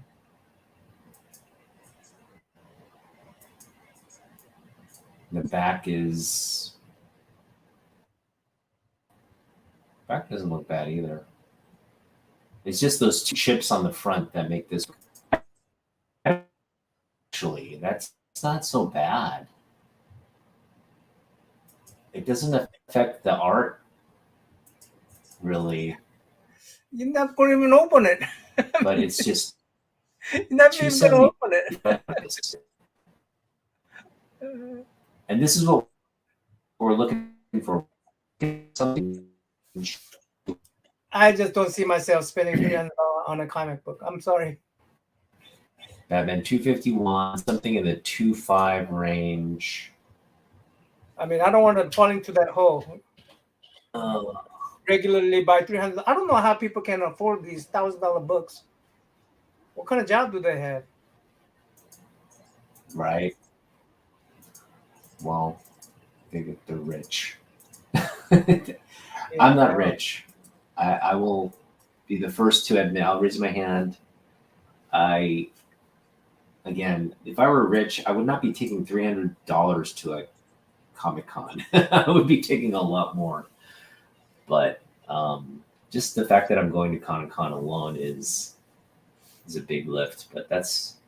This your second, first? How many times you've been to Comic-Con? This is my second time. Oh, my second time too then. Awesome. I'm really looking forward to this time around because I'm going with you and Agu. Mm-hmm. Is Agu joining us? Yeah, Agu's coming. He said, picking me up, right? You're picking me up. I'll pick you up. Yeah. Hyung though, I think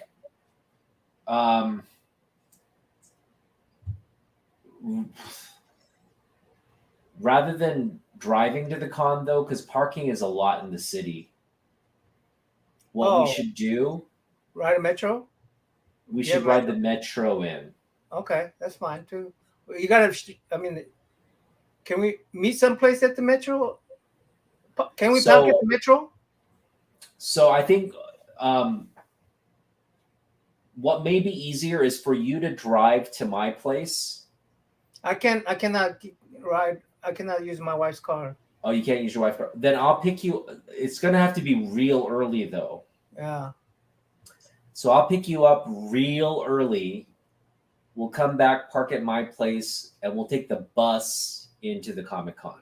How does that sound? Or you could park at my place and we'll take a bus around us. That works too. Okay. I just don't know.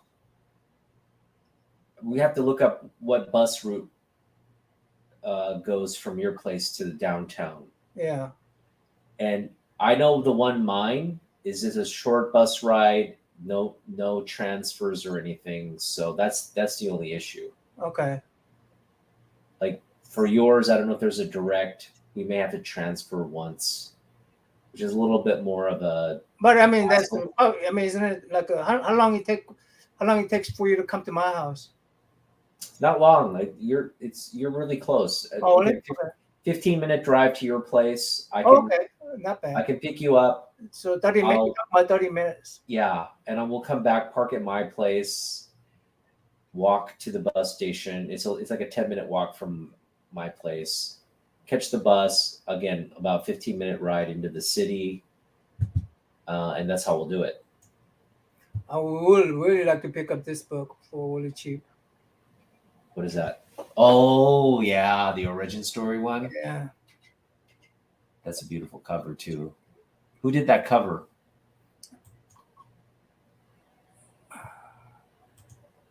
Let's see. Kurt Swan. Nice.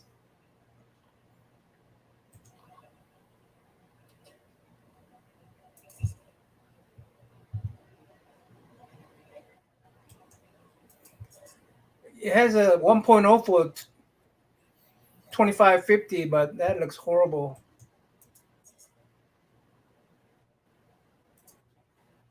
Look at that. $25 for this. That you don't want that one. That's no way. Well, actually, maybe that's not so bad. That's You know, it's if I'm buying something like it's this, a golden age I'm book, gonna. right? If I'm buying something like this, I'm gonna restore it myself. I don't care if they give me, whatever. I don't because I don't care about the grading. I'll probably put Yeah. a Copic mark on it and restore all that S and all that. I'm gonna restore it Can you do myself. that? What? Can you do the like you're talking about like inking it and stuff? Yeah, I wanna. Yeah, yeah. Now, Wow. uh, now if I wanna figure out how to get this water stain off though. If I'm getting that. Yeah. It's not, but like, yeah, you'd want to get rid. I mean, I'm sure there's a way to remove it. I just don't know how I to mean, do it. what's his name does it? He Yeah, pays it. where I'm he I'm watching he his actually videos. soaks it. He soaks Yeah, it again and dries it out. Yeah, yeah. that's that's a lot of risk. I don't know if I For would probably want to $25, practice. it's not bad risk. True. Yeah, that's a book you'd want to restore. So wait, 25 though for a golden age book. That's not so bad though, right? I mean, if this would be my last alternative, Uh huh. and this one 4.0 is $150 here. Okay.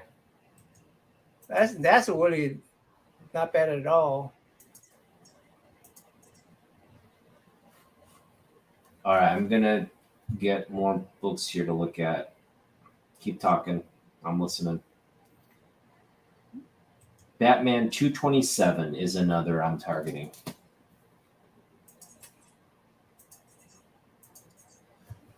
I'm gonna get off. I gotta go work. Okay. Talk to you later. If I don't work, I don't think I'll be able to afford these kind of stuff even. I hear you. All right. Good night. All right. Night.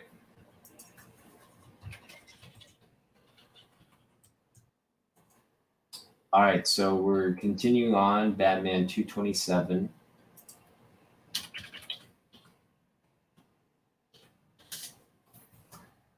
And this is another big boy book here.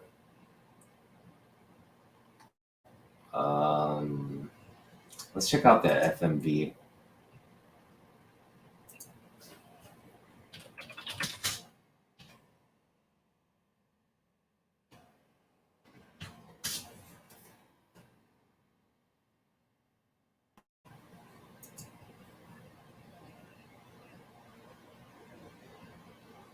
So the thing about this Go Collect, it is kind of on the high side on a lot of these prices.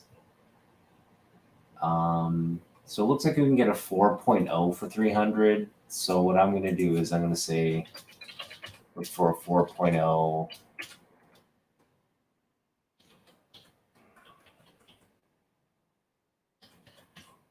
for 200.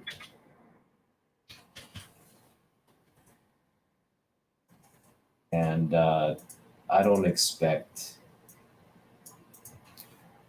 What I'm really hoping to pick up is the 251 first. If I can pick up both for 300, we're doing it. In fact, that's something we should probably consider, because if some guy has, let's say, both copies, right?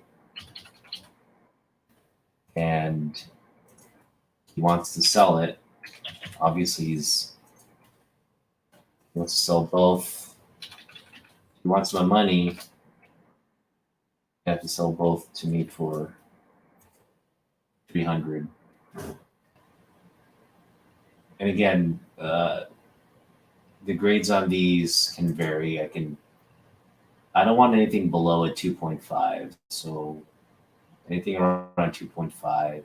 Like this copy here, if you can pick this up for 200, I'd do it. I'd pick up a copy like this for 200 if it's slabbed and everything. So we'll definitely do that. See, there's a Neil Adams signature for $4.99. Are you kidding me? Holy cow. Man, oh man, if this were $300, I just might get it. Ugh, that's tempting. Oh, that's tempting. That is super tempting. Here's another. See, this is a 5.0 with a Neil Adams signature. This is for 500. Where's the signature though? Oh, it's just a 5.0. Sorry. No signature on that one.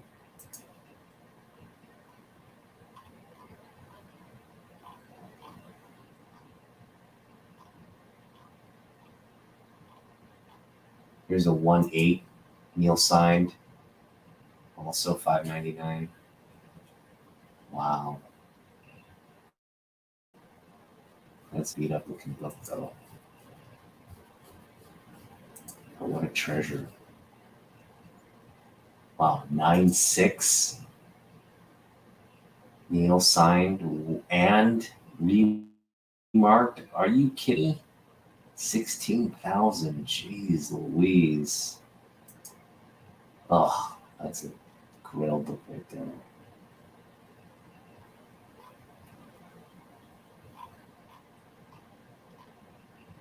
Yeah. Well, that's one on our radar. I think that's something we could pick up. All right, what are some of the other books here we're targeting?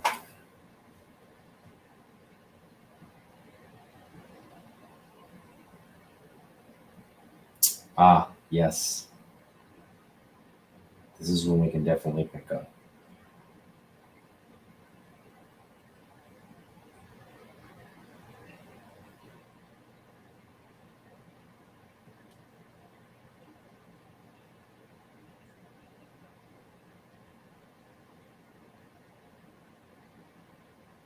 World's Finest 44.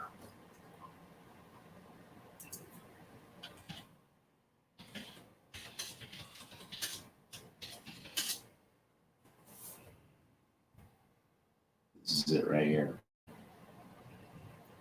It's a Golden Age book.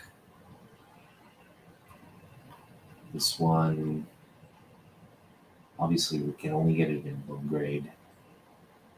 So 4.0 sold recently for $355.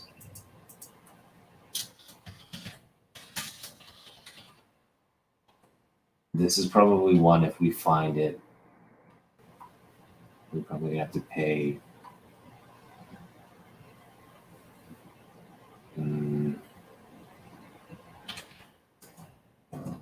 Just say we want to pick up like a 3 copy for, again, 200.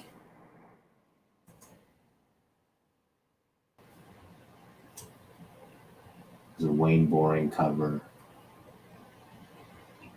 Man, is that a beautiful book? That's a beautiful book. All right, moving on. Now,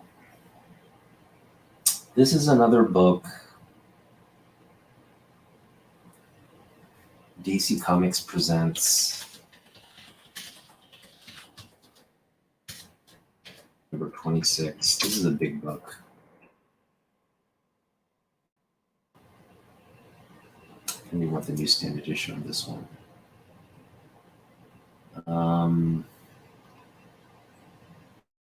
So this is a book we can pick up in high grade for $2.50. I'm gonna try and get one in the 5.0 range, maybe 6.0 range. Raw. So 6.0, something that presents well. We're gonna spend $100 on this one.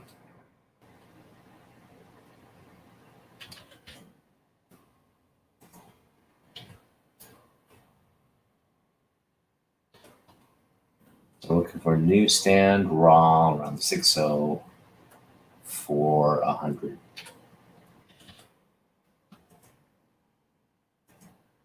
I think that's doable.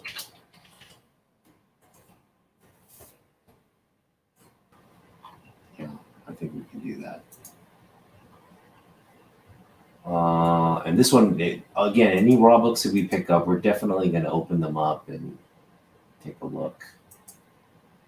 Because not everybody's trustworthy.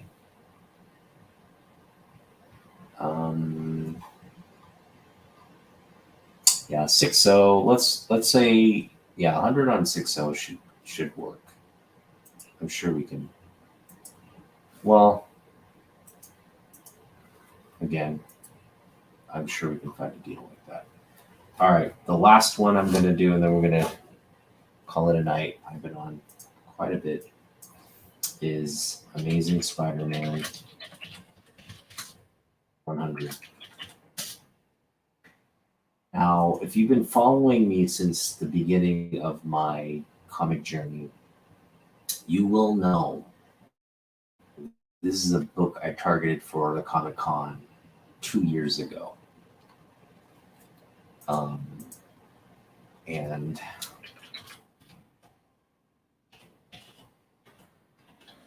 And I could have picked this up. I would say that it was a raw copy. It looked to have been in maybe, I want to say very good. So like a mid-grade copy. A good mid-grade copy was $150.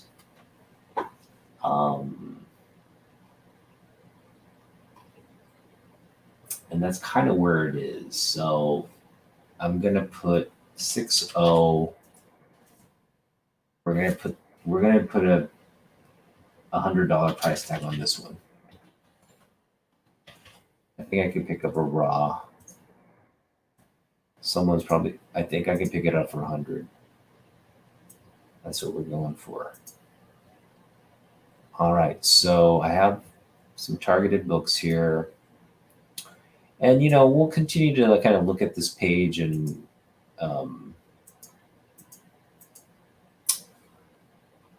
make adjustments and stuff. But let me just show you what I got here.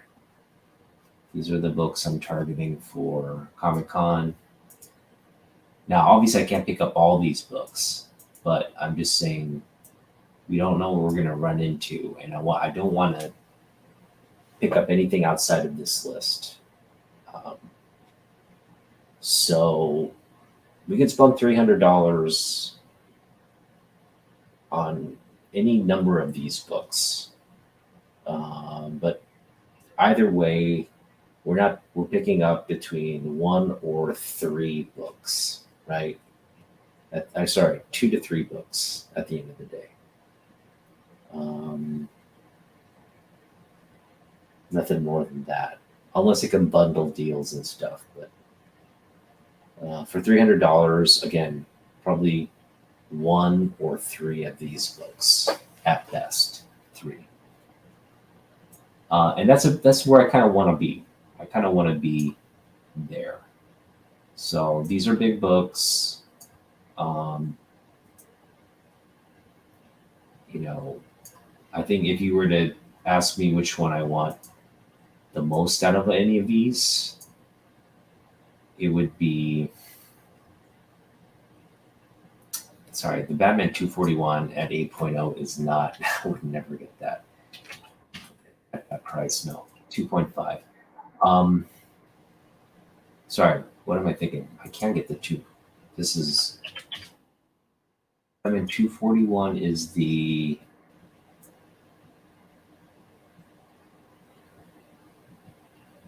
yeah, that was the one we could get at high grade for 100. It's a 251, the Joker cover that no, we could not get. The Joker cover, getting a low grade copy, hopefully for 200, something around there. And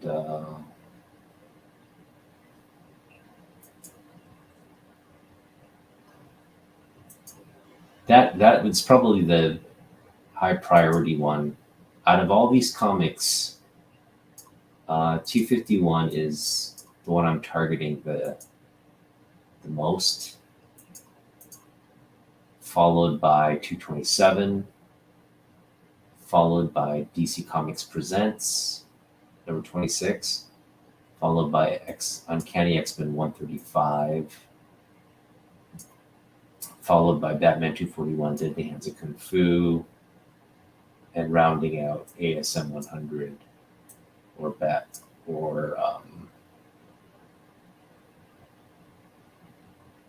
World. Did I say World's Finest already? Yeah. I mean, they're all desirable, so that's about it. All right, well, thanks for watching this long, kind of tedious, boring video, but I did kind of want to share.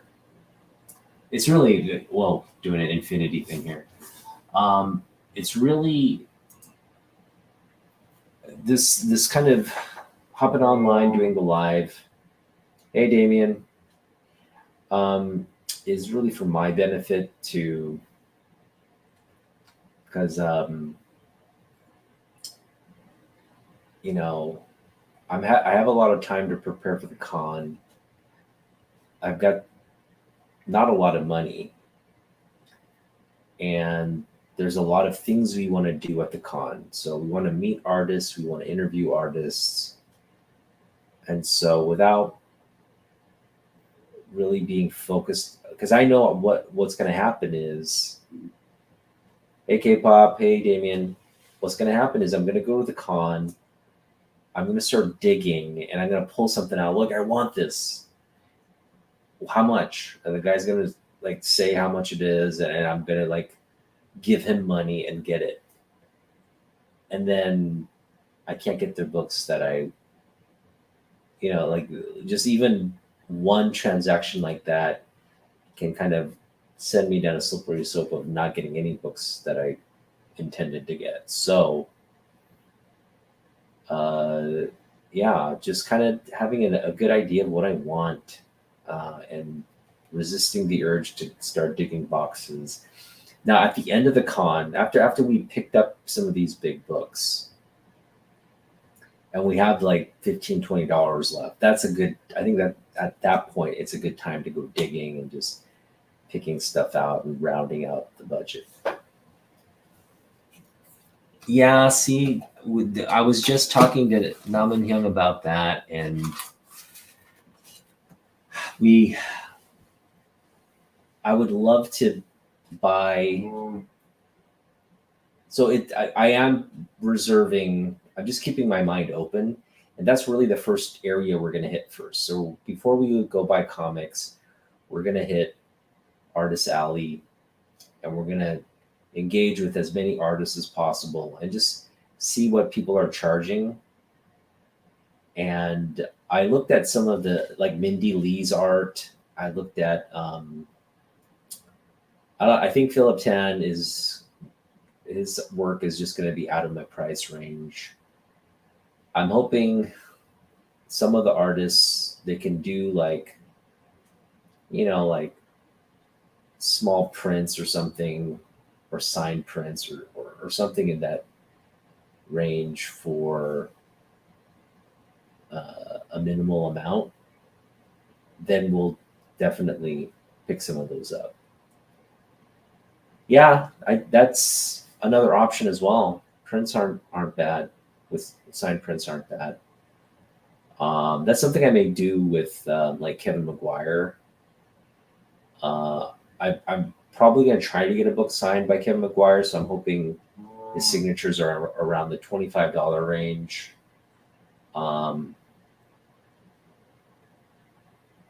And what do you normally see for pricing around?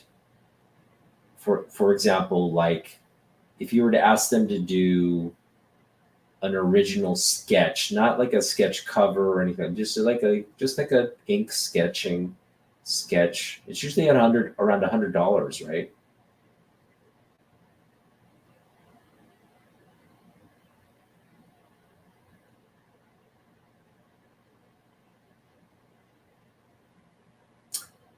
Yeah, I just think a sketchbook on some of these artists are just going to be too much.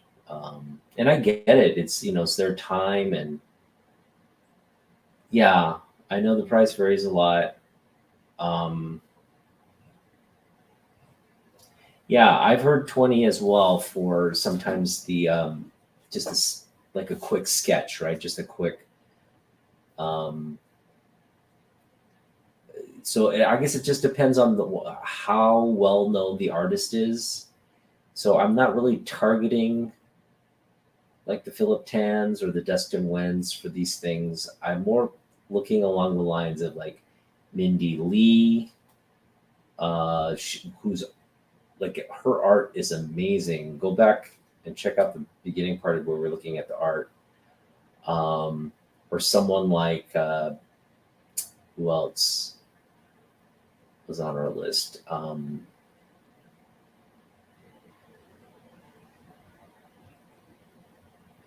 There was another really well, yeah. I mean, John Jiang. His work is incredible. I don't think John Jiang. I think John Jiang may have stuff in between 20 and 100, maybe not on the high end, but somewhere in between there. And who knows, we may get something. If anything, maybe even a signed book or something, but we'll have to see. Really wish you guys could be here for the con as well. It'd just be great to hang out with you guys and um, just walk the con floor and talk books and stuff. That'd be a lot of fun. But again, Namyan Heng and I are going. Agu is going. So the three of us will have a great time. We hope to show you as much of it as we can to make you guys feel like you're there with us. Agu and I are actually going to pick up some books next weekend. We're going to hit some comic book shops in Tacoma. And so I don't know what your plans are, Damien, but if you're free, feel free to join us in Tacoma. Uh,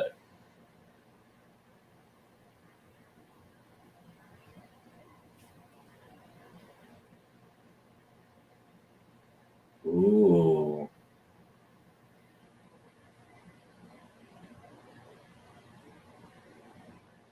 Fortress of Solitude. Wow. It'll be Saturday. And I mean, we don't want to make you come all, because we actually have a plan to hit 4 comic book shops that day. And so it's like the one in Tacoma, we're going to go around noon, maybe grab lunch there or something. So that's something we could do, but I don't think we'll be in Tacoma that long before we head to our next location in Auburn, which is not too far from a drive from there. But obviously, if you're going to come up, we ditch those plans and just hang out with you, and probably reduce the number of shops we visit. We just focus on maybe 2 shops in Tacoma if you were to come up. So just let us know. I know it's short notice. It's literally next week, but let us know if that's something you can do. And if you can, that'd be awesome.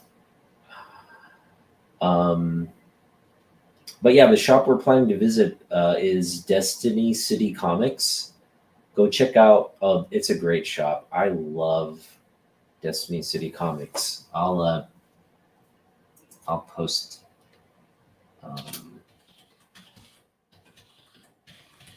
Destiny City Comics on Instagram. They're always putting up books like graphic novels, comic books, Funkos, toys, various things up on their Instagram. And if you want it, all you have to do is like claim, and it costs usually $5 to ship out books, maybe a little bit more for the toys and the heavier items. But for a comic book scrap, like a graphic novel, it will cost you $5 to ship. And they have really good pricing on their books. So I'm always looking on there because they're local, so I don't have to necessarily get things shipped. It actually costs me more to drive down there. So shipping does make sense. But for me, it's about going to the shop, spending time looking around, shopping around, and just having fun there. So I have had things shipped for me from Destiny, but this time around, I'm reserving the time to visit. And the owner there, Ethan, he's just an incredible guy. I mean, we don't get to chat much the times that I've been down there, but I always enjoy chatting with him when I'm there. We actually engage more on Instagram than any other. Like, we message each other on Instagram over like orders and stuff. So, but this time around, hopefully, with Agu there, we'll get to maybe we'll interview him. Maybe we'll talk to him about the shop. He's just a wonderful guy. So if you can support it, he ships anywhere. He ships to like Antarctica if you're there. So if you want anything, I just follow him. I'm sure things will pop up, especially if you like comic books and pop culture stuff.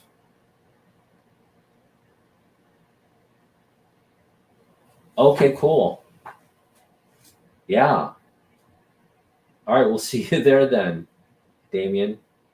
I'll send you my number on Instagram, and we can chat through that, communicate through that, or communicate through Instagram.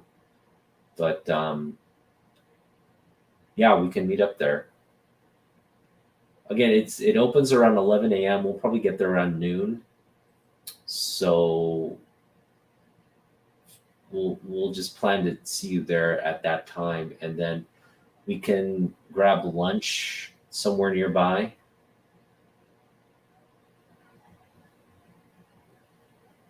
We can go to that shop too if you know specifically what it is.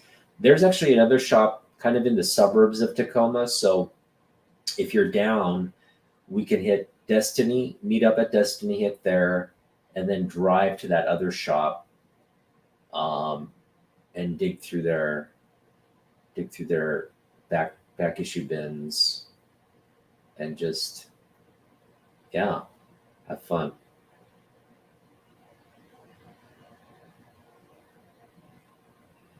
Oh, now I'm getting excited. That's going to be awesome. All right. Well, I'll let Agu know then, and we'll look forward to connecting with you then. Cool, cool. Is there anything specific you want to do or like need to pick up? Because again, we're just getting stuff, potentially just getting stuff for the con. So Destiny is the one with it. Okay, great. You're gonna like it in there because it's really it's more than comic books. It's sort of like they have a lot of focus on independent artists, independent books,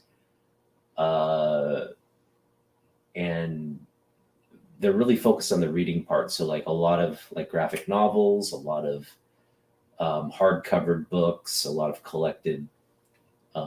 So it's half comic books, it's half sort of the curated stuff that's bound, and the longer reads. So yeah, I think you'd like that shop. It's definitely my favorite shop. It's just it's not local really. It's like almost an hour drive to get down there with traffic, sometimes longer. So it's not a shop I get to visit too often. I am always looking at their page to see if there's anything that pops up, Jim Lee related, or things that I'm looking for. So they have 2 books right now reserved for me, which is what I'm going to pick up. Yeah, cool. If that's the purpose, then we'll hit that shop, as well as there's another shop. Hopefully we can, or maybe we'll take you up to Jeff's. So Jeff's is a little bit. It's about, I want to say, about another 20 minutes north of Tacoma. You would like it there, Damien. In fact, that's probably what we'll do. We'll go to Destiny, and then if you don't mind driving up a little bit more, we'll go to Jeff's, and he has 25-cent back issue bins.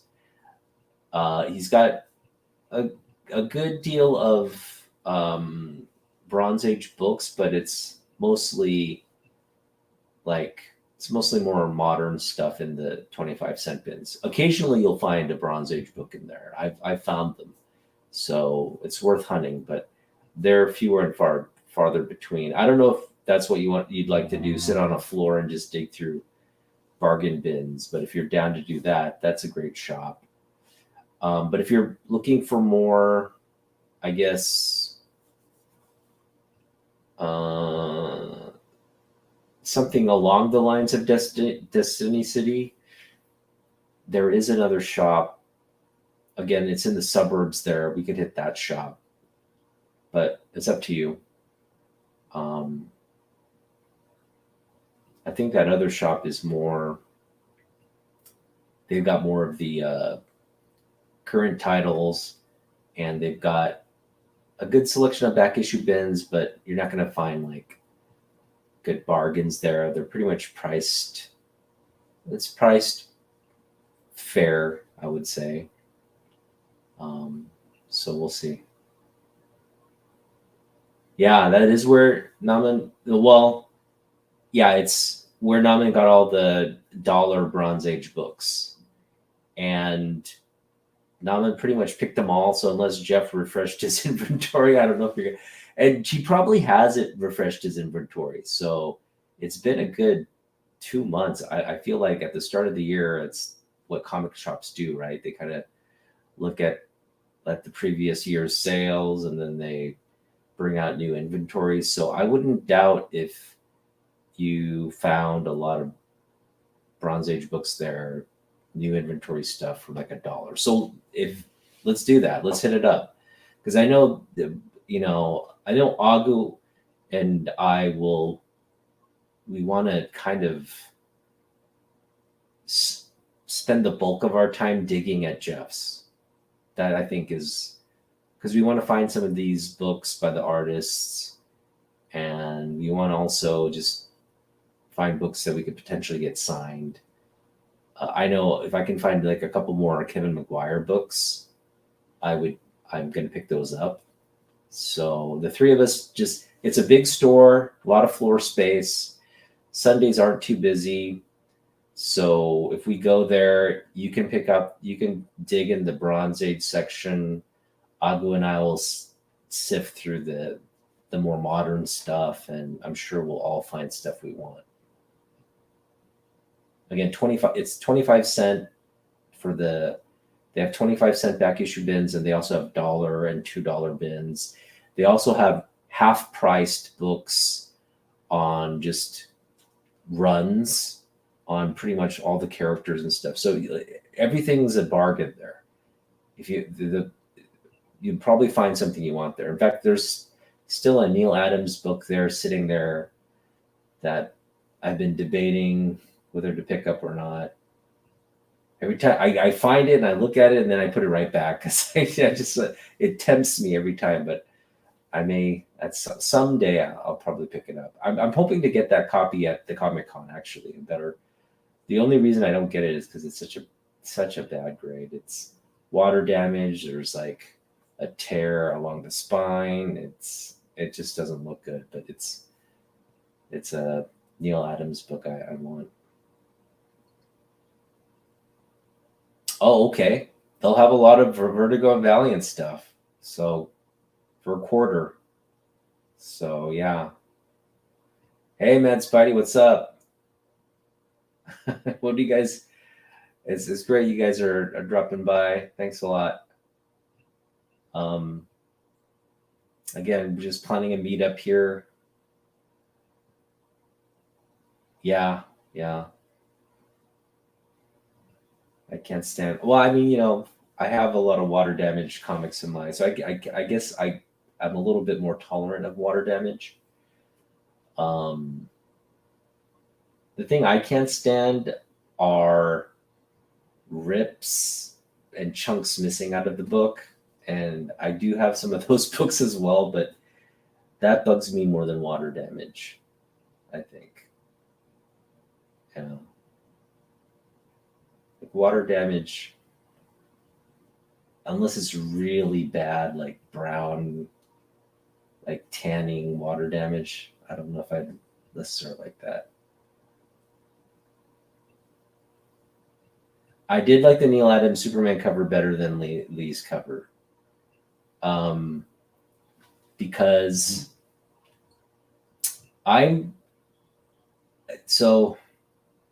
this video, I kind of laid out the books I'm targeting at Emerald City Comic Con. I'll put up the list here so you can see.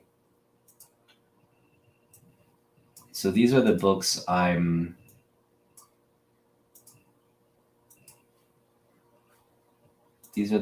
targeting. Batman 241, Deadly Hands of Kung Fu 14, Batman 251, Batman 227. I mean, these are all Neil Adams books. I actually don't have anything in terms of Jim Lee that I'm targeting. It's not that I've stopped collecting Jim Lee or anything like that. It's these are Neil Adams keys that I just want in my collection. I just want them. And I figure better to get them now than later. And, I think the thing about these books, you can get them online, but oftentimes when you get them from collectors at these conventions, you can get them at a higher grade for a lower price. So that's kind of what I'm thinking.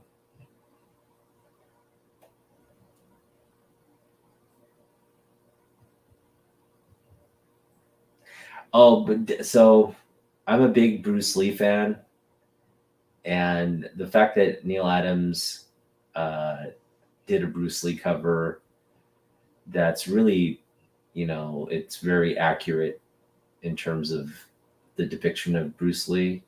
It's a great cover too.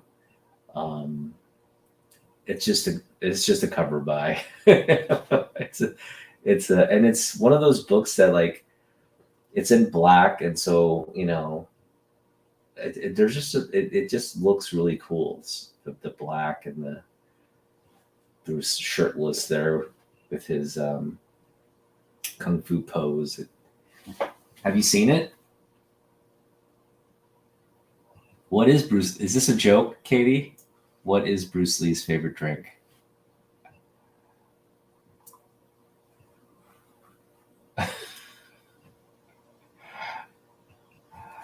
I'm gonna say it's vodka. I don't know. I have no clue.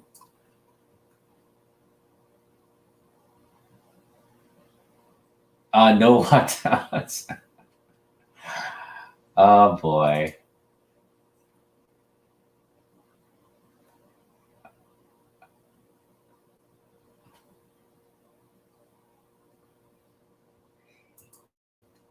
Yeah, I mean, I Damien, what is your favorite Neil Adams? Because you have a lot of his covers, I know. You have the Batman 241, I know, right? You have the 241. I believe you also have the 227. Correct me if I'm wrong. You have those two issues, right?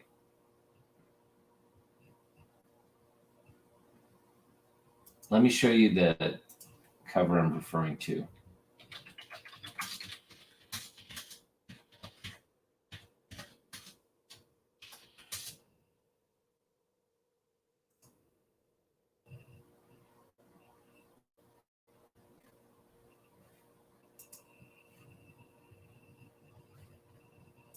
So this is the book.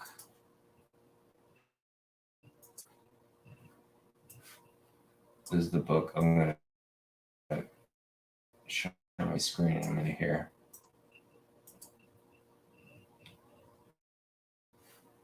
Oops. This is the book.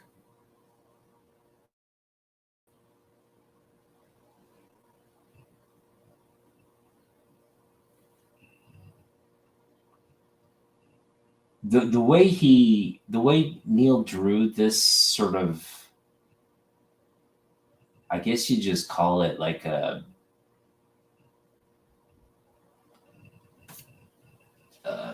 what would you call this? Just sort of like a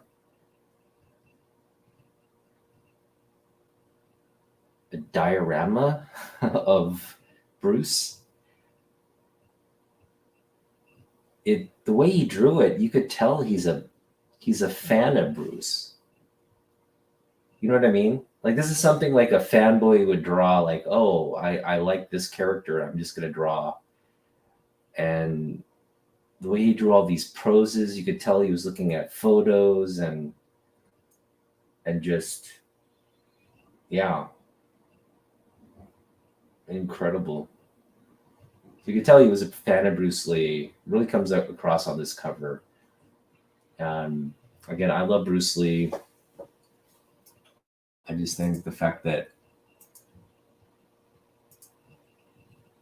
right? Look at that.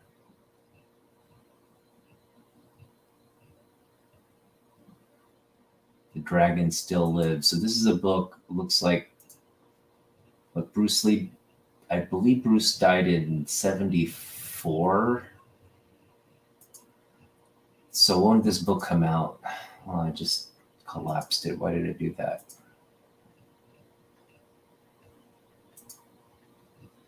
This book came out. Well, now I have to look.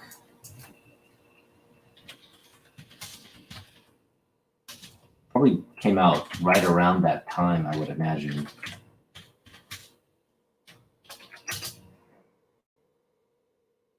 You know,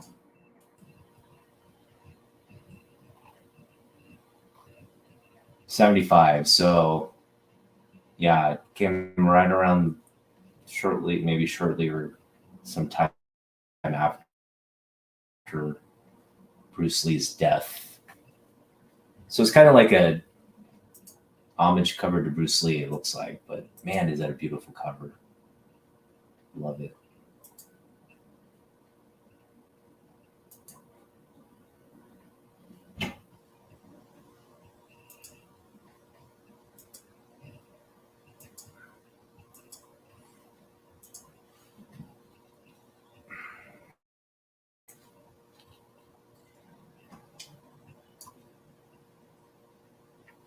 It almost looks like a kung fu lesson for Bruce Lee. Yeah, it's just like we all know how great an artist Neil Adams is, but when you see him sketch and draw a real person like Bruce and see how accurate it is, right? That's like you just don't see too many instances of that. In fact, if Jim Lee were to do it, I don't. Maybe he'd have some success with that, but maybe not. But I think in terms of that ability to look at a picture and render it accurately, you can tell Mr. Adams definitely had that skill. So that's what I love about that particular book and why we want it. It's just, you see a lot of these like kung fu covers that depict Asian people and whatnot, and it's sometimes they're not they're not all that flattering, or all that realistic.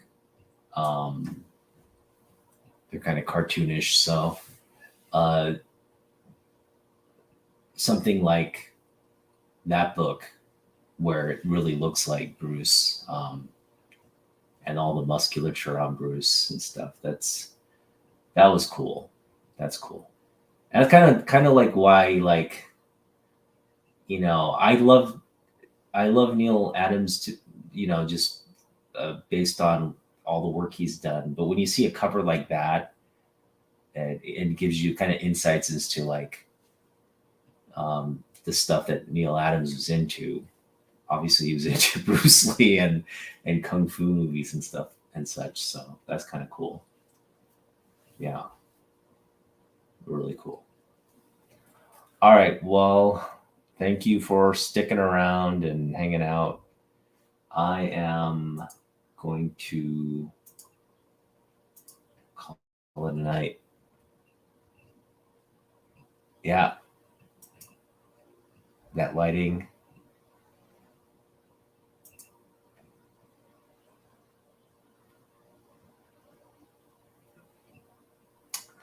Yeah, I'm just really on a. So I don't think I answered your question. The reason I picked Neil Adams over Jim Lee on the Superman is because I think Neil Adams Superman uh, is sort of like I want to say it's the modern. It's really the modern uh, template for Superman. And Jim Lee, his Superman is great. I love it, and I think right there they're both almost equal in terms of quality and the representation of the character. But I'm going to give a slight edge to Neil Adams because he did it first. It's, in terms of like comic book art, it's as classic as, as perfect as you can get. And so I'm sort of more of an old school guy myself. So I'm giving the edge, just a slight edge, to Neil on Superman. So, and that's the thing. I've always been kind of focused on picking up more Neil Superman, but right now I definitely want those two big Batman books by Neil in my collection for sure. I just want them. I think like having those two books in my collection it'll feel like my collection has a lot of weight. You know, those are just like, in my mind, they're must have books, and they're not at Grail status yet, so there's still books I could pick up. And so that's the thing. I want to pick up these books before they get to a point where I can't get them. So there's a little bit of urgency in terms of that, but hopefully, yeah, we'll have them in my collection soon enough. So if not both, well, at least one of them. I'm hoping to get both, or a combination of those things on my list. All right. Well, good night, guys. And Damien, let me know if you're coming up so we can make the adjustments and meet you there. So have a good night. We'll talk to you soon. Good night, Katie. Liked your shoes. Those shoes are awesome. Are you gonna?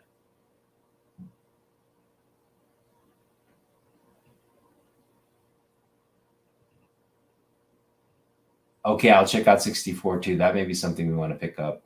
Anything Bruce Lee, anything Neil Adams, we'll pick up. All right, good night. Talk to you soon.